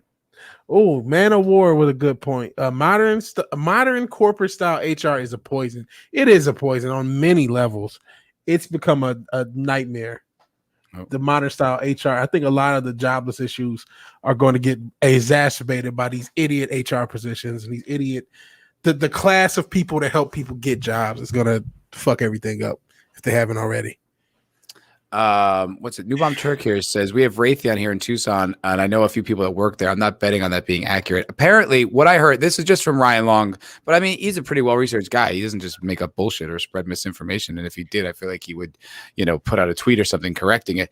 But apparently, it was like just the executives. It wasn't like the entire company. It was like they went away on this like island, they like some like woke retreat for like a week or something like that. And this was some of the things I guess that were being said. I'm going to look it up, but I'm pretty sure. Yeah. Did you want to talk more about this She-Man stuff? I do kind of want to just get into like some of Kevin Smith's comments. You know what I mean? Like that's just some of that stuff I wanted to, especially if it's hypocritical and he's, a fucking liar. Yeah, hopefully this has everything. As a showrunner, I really could have used these story suggestions before we locked the scripts. However, no He-Man, there's no stepping aside, and Tila has no girlfriend on our show. The story's pretty dark and way metal. Before Revolution, we were calling it the end of the universe. So first he wasn't that hardcore, and then he added some hardcore. He said also at Real Clownfish TV, instead of posting your faux insider info, here's a real story. Mattel made a behind-the-scenes video featuring our actors and recording. So a fan took Mark and Lena's dialogue and spliced them to old filmation clips. Okay. Wait, so Kevin Smith mentioned Real Clownfish TV and says called them liars. Yep. And said instead of posting faux insider info, here's the real story. Okay. Then what's the development after this, Kevin? I don't know. Because, I mean, as we would learn, this is from last year. This is still May of 2020 or March 2020. This is talking about another report in May of 2020 where Screen Rant ran a report similar to Clownfish saying that He-Man would not be the main protagonist. And they said one major difference is that He-Man will certainly be around, but he won't be the main protagonist anymore. Instead, the focus will be on Tila. So that was a different group, Screen Rant, as opposed to Clownfish reporting the same thing just a couple months after. So Screen Rant's a show site. Yeah. So when the Shields are reporting it, then what? Like, what do you say to that? It says they added, even so, He-Man should still have a large presence. See, they're like, it's going to be okay. Don't worry. We still want our access. Yeah. Since the series never got to explore the final battle between He-Man and his greatest enemy, Skeletor. Yeah, Mr. Islington. Girl. Yeah, but it'll probably be the way they did it with the boys, where it's like, yeah, they're involved, but like the girls help, or like they're the main impact, or they'll have like that end game scene. Like it's not, you're not gonna trick us. Like Patrice O'Neal used to quote, "I'm not gonna fall for the banana in the tailpipe." Yeah, it's not gonna do it. Like I don't know how many times that I have to go through with this. You know what I mean? To like what I'm gonna be right again. Yeah.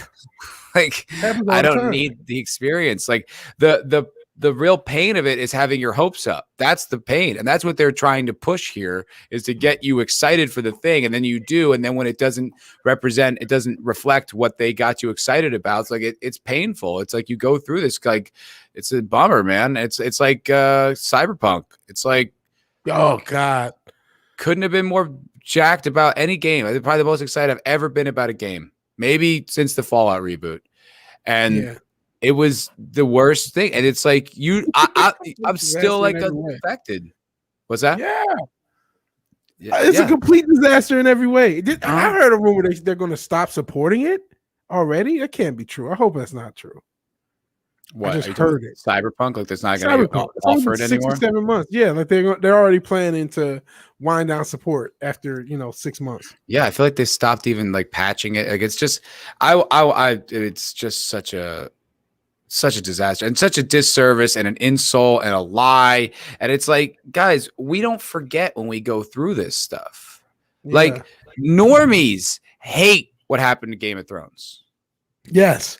Oh my God, do they? Dude, I was watching like an NBA highlight thing, and somehow on one of these comments there was a Game of Thrones reference, and this like 100 comment thread talking this person who had just got into Game of Thrones and letting them know how terrible it was. It was a thing, totally took over the comment section. I'm like, this is insane to me. Dude, when I meet people I met someone at work who was like, I'm starting Game of Thrones. I'm like, don't do it. No, like don't. And then like I started like talking about it and she like didn't get it. And then like the other woman at the table was like, and she just backed up everything I was saying. And I was like, yeah. And it's because it's one of those shows that hinges on where it's all going. And when you realize it's not going fucking anywhere, that they're just kind of making it up as they go, you're like, oh, this is shit. Like the whole experience was a lie. So it's, yeah, I dissuade anyone from watching that. Watch The Expanse. Even though The Expanse has this shitty most recent season, it still has 3 excellent seasons of television. Just watch that. That's way more entertaining. Yeah. I'm trying to see for more of what Smith said. He just keeps talking about, he just keeps fucking lying.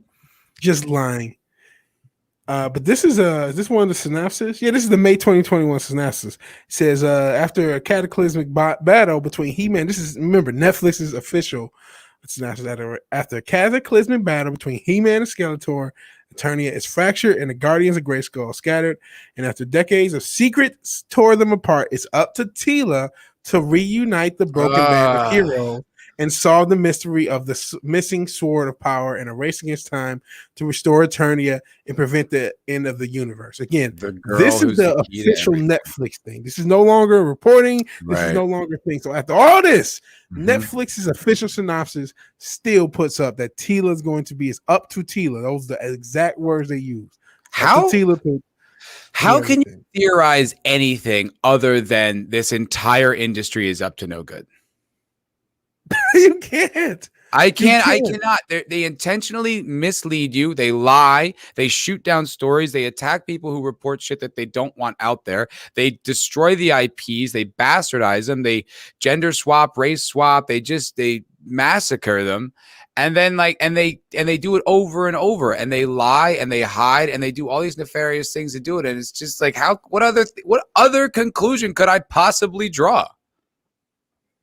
There is no other conclusion. I'm trying to see if this article have the fact that he was lying. So I'm trying to skim through. Oh yeah, it does have the fact they lied about being a He-Man fan in 2010, and then went on to say that he's been a big fan and all this other shit. You're right. It's like, all right, I can believe this is just a semblance of the biggest group of assholes that have ever existed, and they're just so wildly incompetent, but I cannot eliminate the fact that there has to be something else, right? It literally is the only conclusion to draw, because it contradicts any kind of motivation to make money or satisfy your customers, which is in every other business so a priority. The customer's always right. Isn't that like an axiom of all businesses? And yet this one, it's not. The customer's always wrong in this one.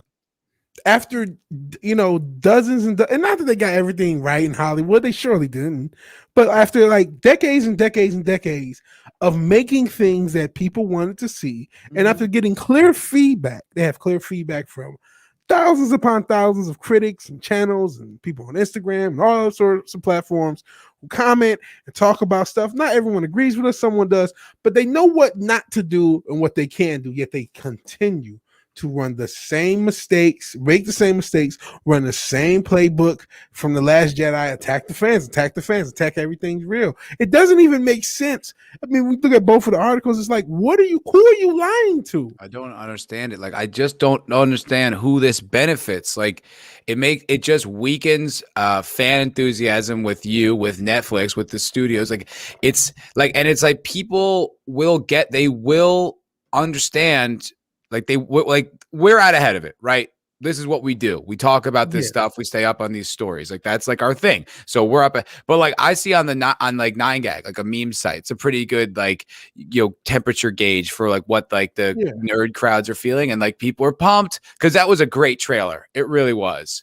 It was like exciting. It had He-Man. You're like, oh, this is gonna be a good show. But then in the comments, you could see people be like, nope, Tila's going to be the focus, this, that, and the other. And you see like people's enthusiasm, like you're not going to win. You're never going to trick us into us liking something that we don't want. Like, how? I can't understand your process here. Like, what is your fucking goal? Part of it is they really, really do believe their own shit when it comes to the elitism. They really think they are a better class of species than us peons. They really do believe that. You're because everything they behave is like how you would fool a child. Like you can tell a child that, you know, if you eat the apple seed, a tree will grow in your stomach, you know, and they might believe it because they're a child. They haven't been on Earth 3 to 4 years. They'll believe it. And that's how they treat us. That's how Kevin Smith treated us with this. Didn't you, like, you knew what the show was about. It took a year for the damn network, Netflix in this case, to release the synopsis that confirmed the reporting. Why are you fighting with Clownfish? Why fight? You know they're right. You know they're right. Why are you fighting? What's the point? What are you trying to gain? You called them liars, and then you lied, and there's permanent record of all this now. What are you doing? Yeah. It's insane. It's insane. I love this Islington Girls comment here. So He-Man is a limp dick loser who lost his sword. Great. Basically. That's hilarious. And real quick, I'm also noticing there's a beef over, I guess it's over Tom McDonald, that Sentient Dildo's going drunk with power and is timing out the way down, which I'm not approved. I've never, I only heard a couple of Tom McDonald songs. Don't you dare do that. That's your last warning. Don't time out the way down. Oh, okay. Did you really time him out? Hopefully he didn't. I think that's not cool. Okay, that's our Perry Chan. Yeah, I'm very protective of him. I'll take him over you, Sentient Dildo. All right. If I had to pick one, pick the guy who makes videos for me. Yeah, that's how it goes. Yeah. I'm not a big fan of Tom McDonald. We talked about that. We did by mistake. Oh, okay. By mistake. Okay. Okay, now I get it. All right, cool. We're on the same page. All right. That's a lot of power to give that lunatic. This is crazy as Hollywood. But this, you know what? Sentient Dildo is a perfect example for Hollywood. Just a lunatic drunk with power, just randomly, just completely out of control. No disrespect, Sentient Dildo. Just calling it, you know what it is. What a completely, metaphor. you know, out of control, having no clue what's going on. Yeah. And just have the ability to destroy and dismember and name. Yeah, dude, it's wild because like I knew like all the woke idiots in Hollywood, and I knew a lot of them. I mean, it was almost everybody. Like you were always on your best behavior. Like you definitely did not directly contradict woke stuff in public. You just didn't do it because like you'd get called out, you'd get labeled. They knew. It was like the invasion of the body snatchers. You know. But like, I didn't understand how far and wide this all went. Like, I thought it was just stupid college kids. You know what I mean? Because they're all in their 20s. Like, all right, you're all dumb. I don't know anything. Like, I just thought that's what it was. But it's not. Like, it's the whole structure. It goes all the way up to the top, and they're all like that. And it's like they're socially re-engineering the world from their, $20 million mansions. It's bizarre. Yeah, word, dude. It's like. It's so nefarious, and it's like you want to, it sounds like conspiracy theory, but it's just like I don't see any other explanation. Yeah, it sounds like a better movie than they're capable of making. Yeah, the premise of what's going on. It's like maybe that's why they lie all the time, because the truth is just so dark. Yeah, man, they could. You said it in the open. A lot of people were excited about the trailer. A lot of people are going to probably check this out because of the trailer, because this information is not going to go everywhere. Mm-hmm. And they're going to be disappointed yet again, another bait and switch. And it's like, well, if you just gave us what you advertised, you would make money. You could probably make spinoffs. You could probably reboot the franchise and start doing it all over again. And people would like it, but you don't. That's what I said. Like I said, they know what the fans would like, because in their lie, they give it to you. Yeah. Right. It's like the Star Wars trailer. It's like, oh, it looks like it's going to be all the things that I want, like Force Awakens. Like it's this one, the trailer for He-Man too. It's like, oh, they make a big moment of He-Man like raising the sword and saying the thing. And it's like, and everyone's all pumped up. And it's like, so you understand that that's what the fans want. You know that enough because you're using it in the marketing. Why wouldn't you then just make the show that? Yeah. Why would you go out of your way to make a show that's so not that? Why would you go and make a trailer and then know the show is the antithesis of that trailer? Right. Like, you're lying, like, but better. Like you have the proof of what would actually sell because that's what you're selling. Like I just logically, I can't understand why you'd be like, hey, here's this new vacuum. No, actually it's a salad tosser. It's like, it doesn't toss salad. Yeah. Why did it's not what I signed up for. I wanted a vacuum. They're like, no, what you really wanted was a salad tosser. It's like, no, I don't. I want a fucking vacuum. You advertised a vacuum. That's what's in the commercial. That's what I fucking want. What are you doing? What business operates like this? I can't understand it. Oh, And sorry about that. Trying to adjust my socks and stuff. so good. But yeah, it's insane. It's insane to keep doing this. And the most insane part is, okay, if you gotta be, woke, evil, Moloch, death cult, cool, whatever. Don't you at some point throw a few bones in there, make a few things that are just like, hey, this is something for the fans, just to make sure we can still get money coming in and still string people on because they are on to us at this point. It's not like they don't know this is happening. Session Dilla says, watch your heart, Matt. Yeah, you're right. Thanks, Session. Appreciate it.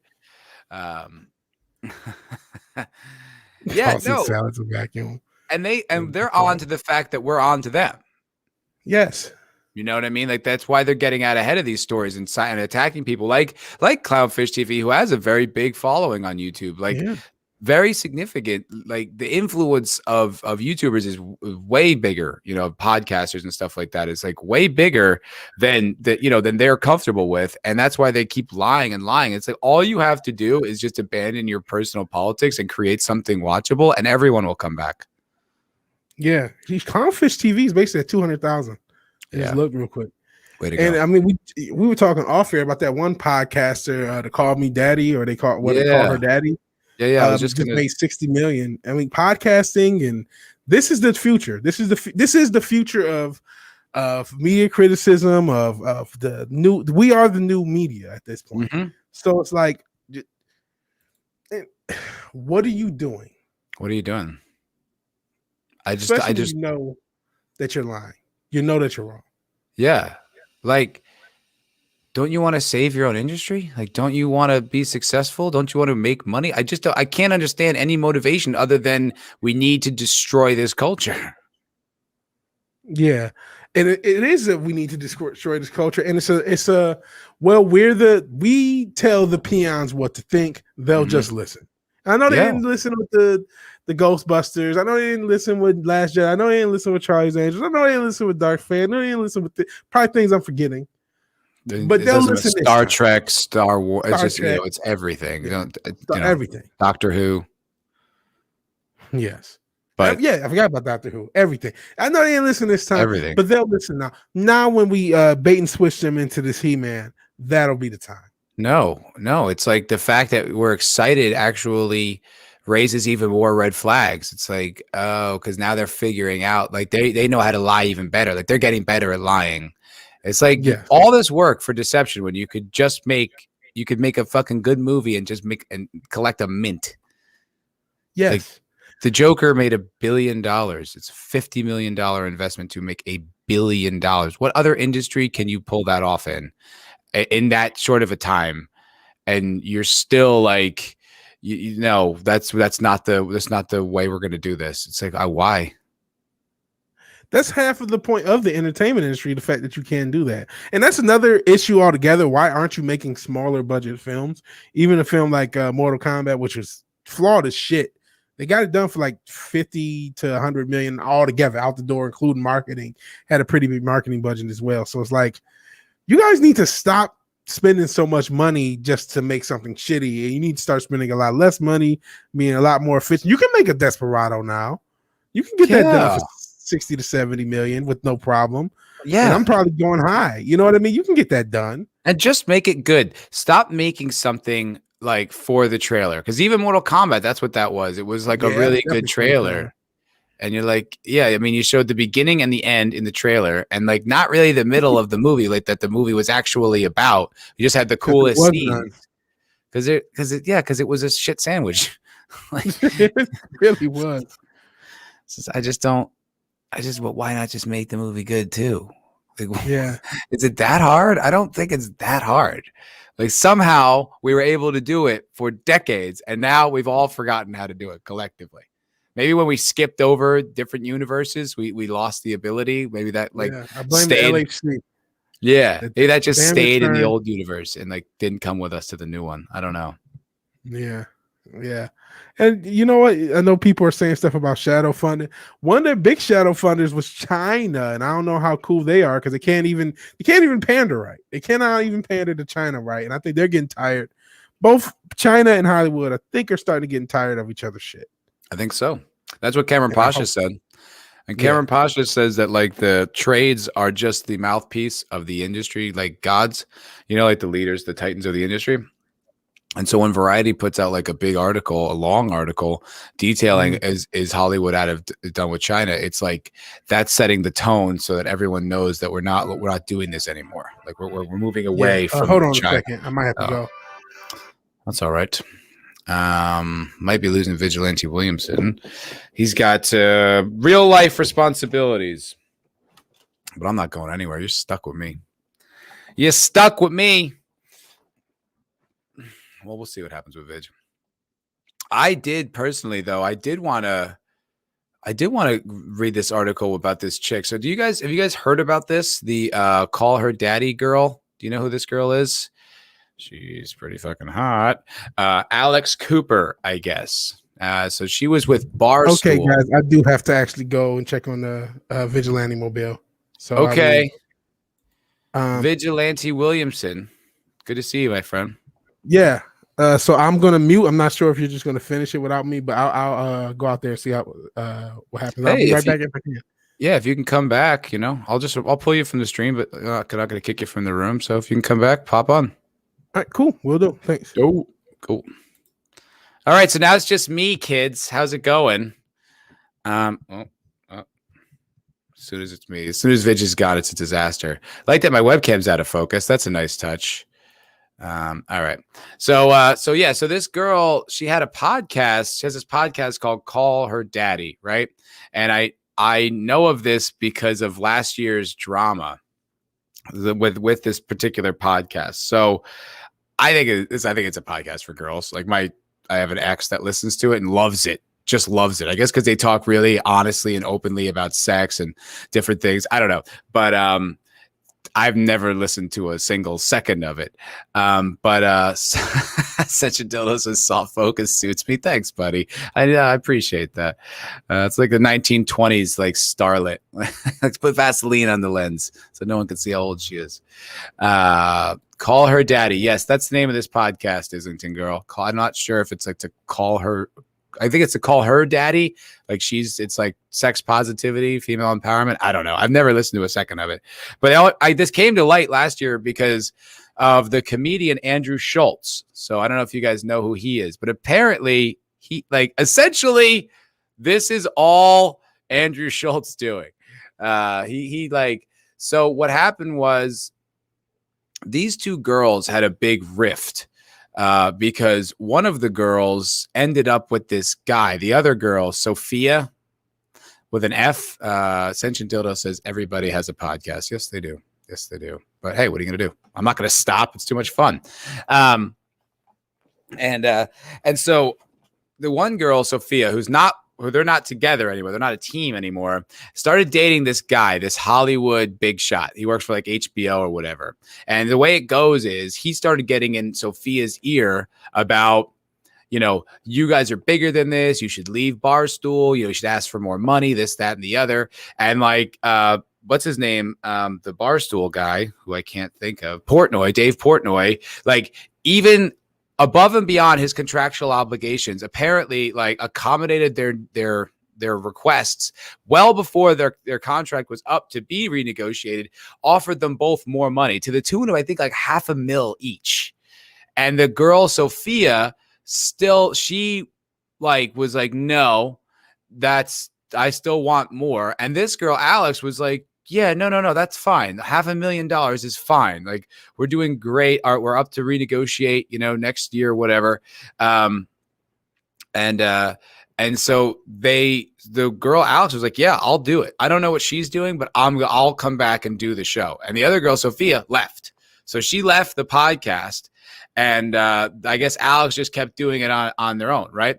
And so, it just sounded like maybe that was it. That was the whole deal. Well, fast forward to today, when I guess their contract is up with Barstool. She sells this, Spotify acquires this podcast that this girl Sophia just left, where she was like not happy with $500,000.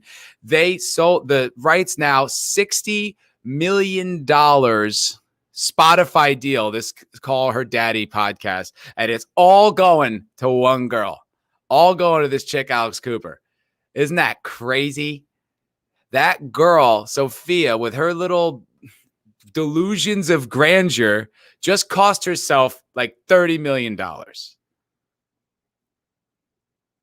Whoops. Oh, boy. Got a little bit big for your britches there, didn't you? And she didn't even have to wait that long. Like, the contract negotiation was coming up. It was like a year away. It was like all you had to do was do your fun job, which is to just talk on the air. It's not like you had to work in a factory until your dreams could come true. You're already successful at this thing. Get paid $500,000 a year to do it and then renegotiate. And she just couldn't be bothered to wait that long and just missed out on $30 million fucking dollars.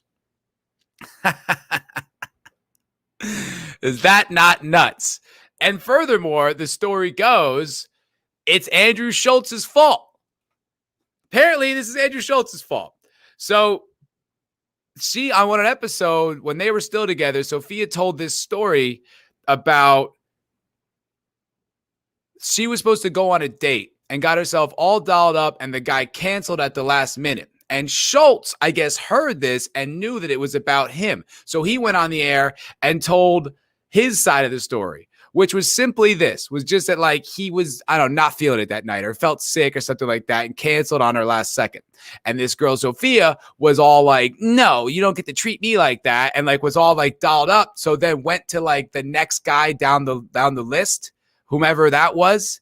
And, wow, the fucking numbers just dropped. No one gives a shit about this story. I think it's hilarious. I think it's really funny. So the girl Sophia goes to the next guy down the list, and it was this HBO guy who got in her head and told her that she was super successful, and when she wasn't. So Andrew Schultz just made Alex Cooper $60 million. I think Alex Cooper owes Schultz a few bucks. I think so. Snorter Poopus Q Bird says Sophia means wisdom in Greek. Not in her case. Very accurately, because it's Sophia with an F. And that's the name of her podcast. Sophia with an F.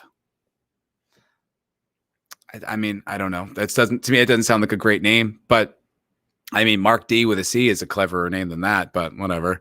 Yeah, so I guess not. The Islington girl said in her defense, he was not feeling it is not an excuse. Yeah, but shit happens.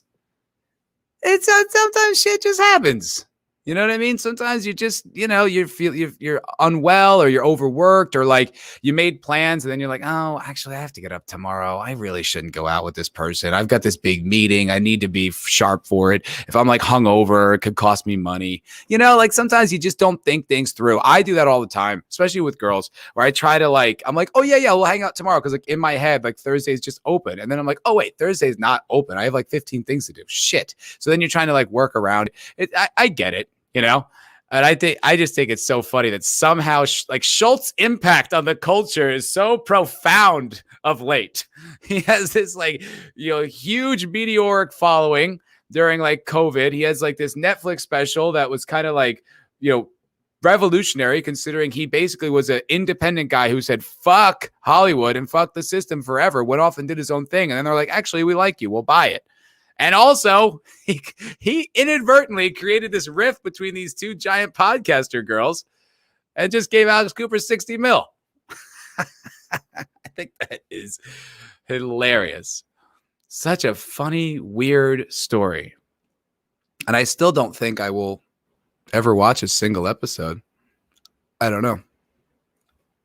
The Islington girl says, I got stood up once. I was affronted in capital letters. I would have been fine, but he didn't call and say why. That's fucked up. I mean, you should at least call. That's fucking, dude, you got ghosted in real life. That's fucked. That's fucked. I mean, I've blown off girls sometimes too. It just happens. It's just sometimes, I don't know. It's my priorities take precedent right now. Sorry. I'm sure you're wonderful, but I'm not going to hang out with you tonight. So I want to read this article. I don't know if there's too much in it, but I'm just kind of curious. Spotify clinches $60 million plus deal with Alex Cooper for Call Her Daddy podcast, yanking it away from Barstool. Updated. Alex Cooper and her sex-positive podcast, Call Her Daddy, are leaving Barstool Sports, coming to Spotify exclusively starting next month under a multi-year deal.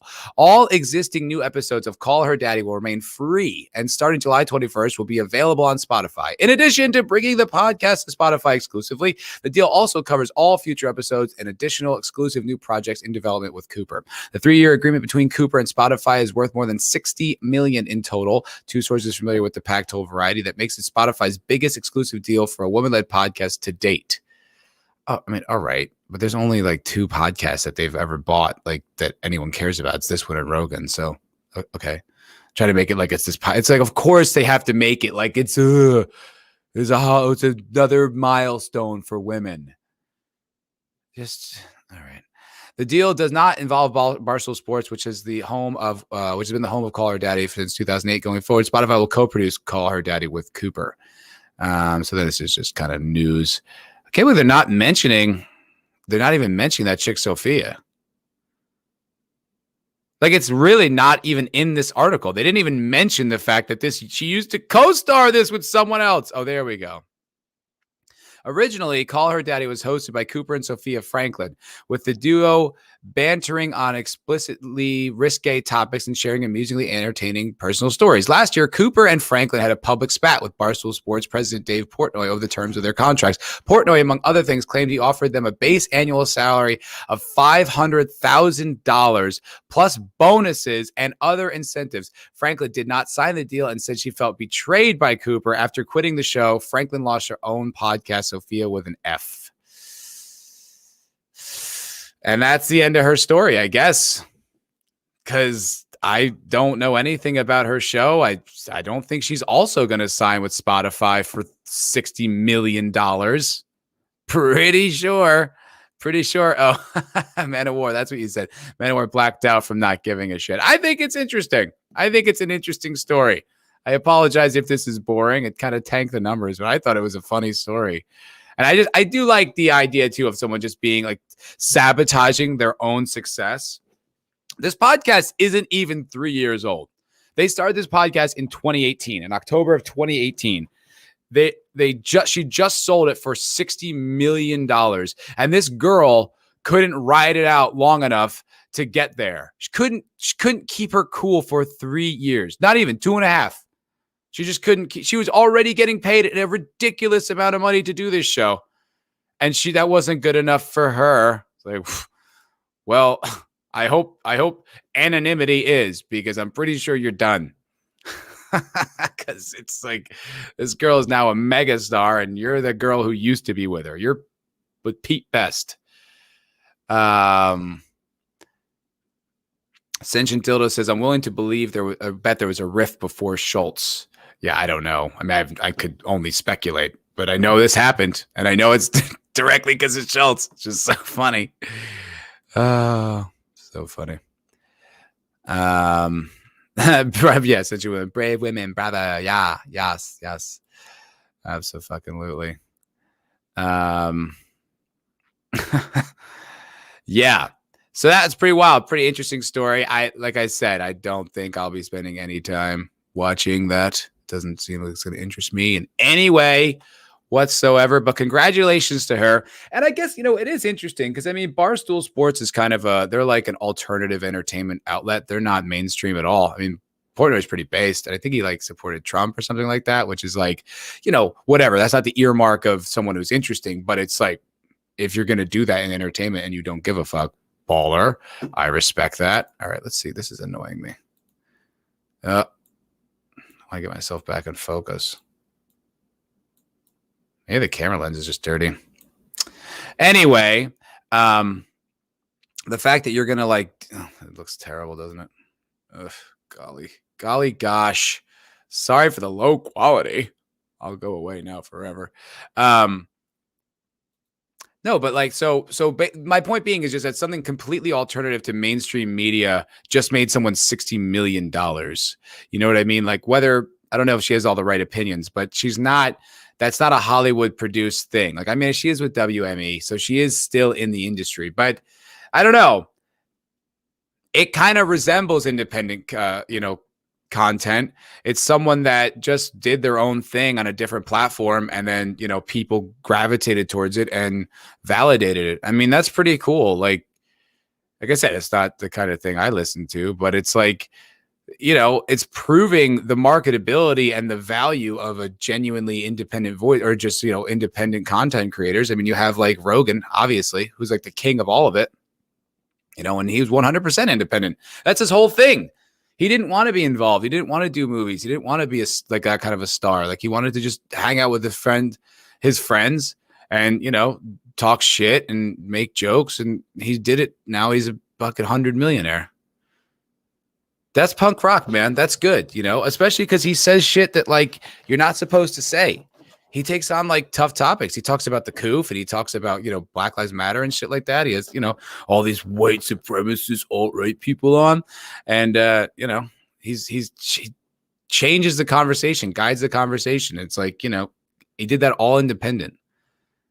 No one gave him the go ahead. He just started doing it, and look at the results. That's dope. We need more of that. We have a lot of it, but I don't know. It's proof of marketability. It's proof of value, I think.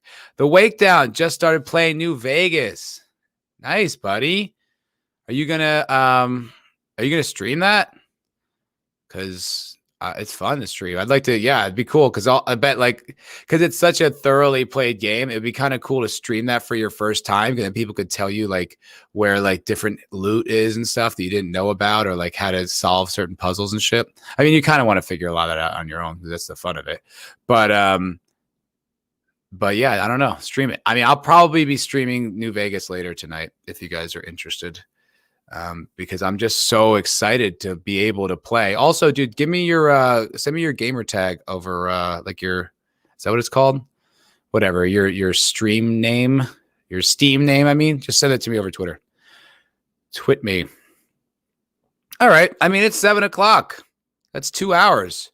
Guess we're not going to get Vigilante Williamson back, but it was great to do the show with him, as always. He's my favorite person. I love this man. He's great. And wouldn't be the Culture Crime Fighters without him. So if you have not subbed to Vigilante Williamson, I don't know what you're doing. Let's help that man get to 500, huh? What do you say? Oh, yeah. This show's now going to be on Spotify and iTunes. So this wasn't just a long advertisement for Spotify. That wasn't what that whole last story was about. But we are going to try to get it out there. So if you can, I don't know, give it a sub over there, give it a 5-star review. So people are oh, that seems like an interesting show. Then maybe we can build fans. I don't know how or if it'll work, but I feel like more people being potentially exposed to the Culture Crime Fighters would be good for the show and beneficial overall. So that's going to do it for us today and me today. Thank you so much for watching. Be sure to check us out tomorrow, I think at 1 Central, 2 Eastern. Robert Meyer Burnett on Vigilante Williamson's channel. And yeah, go check us out there. Give him a sub, all that good shit. It was great to see you. Thank you guys so much for hanging out. Thank you for the super chats. Really appreciate all that. Islington Girl, Man of War, fucking, oh fuck, I forgot. Everyone who gave me a super chat, thank you so very much.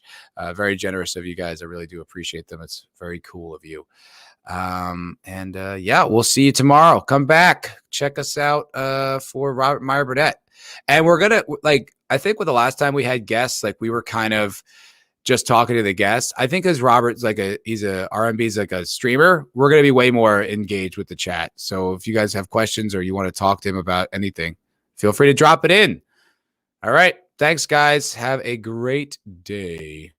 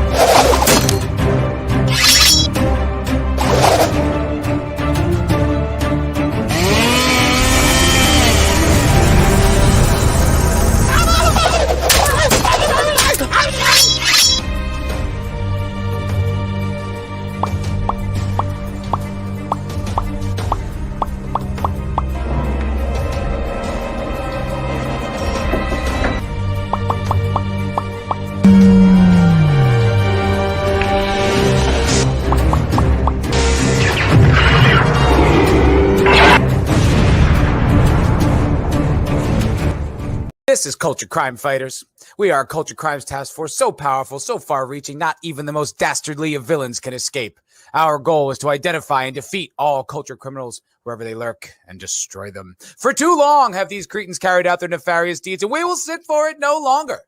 Beware, you may commit your culture crimes, but if you do, justice will be served at the hands of the Culture Crime Fighters. What are you? I'm Vigilante Williamson.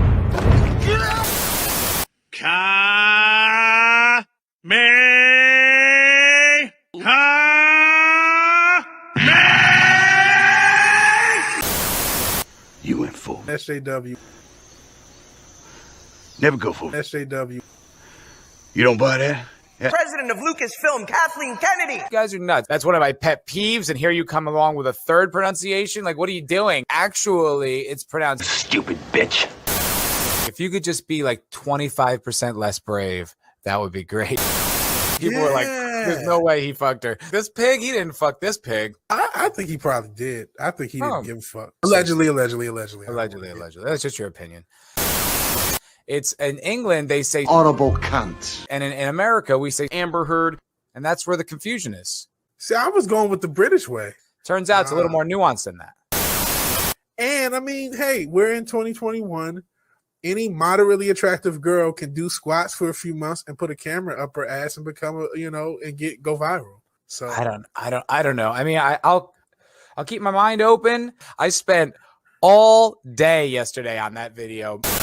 I edited, I cut, I put sound effects and visuals. I'm tap dancing, I'm spinning plates. Although for the life of me, I can't grow it. It's got like 45 fucking views. You know what I think it is now? Tease the algorithmic guys. Brightest Day is in the chat. His channel's growing because of those shorts. Yeah, that's how it goes. That's how it is. Man, this has been a fun ride. I thank everybody for being here the whole time. I mean, there's regulars, obviously. Snort the Poopist, the Islington Girl, Man of War 665, Neighbor of the Beast, Just Another Red Shirt. Not just another red shirt. He's the red shirt. The crew. I love you all, man. You guys are the shit. Love you all. Man of War 665, Lord Thoth, Just Another Red Shirt, Darius Munchausen, 24/7 Fusion Media, Ascension Dildo, Mark D with a C, Snorter Poopus, Android Scanner, the Islington Girl, New Bomb Turk. Everybody, you guys are great. We'll see you all next time. Have a great night. Peace. Yeah, peace. I love peace.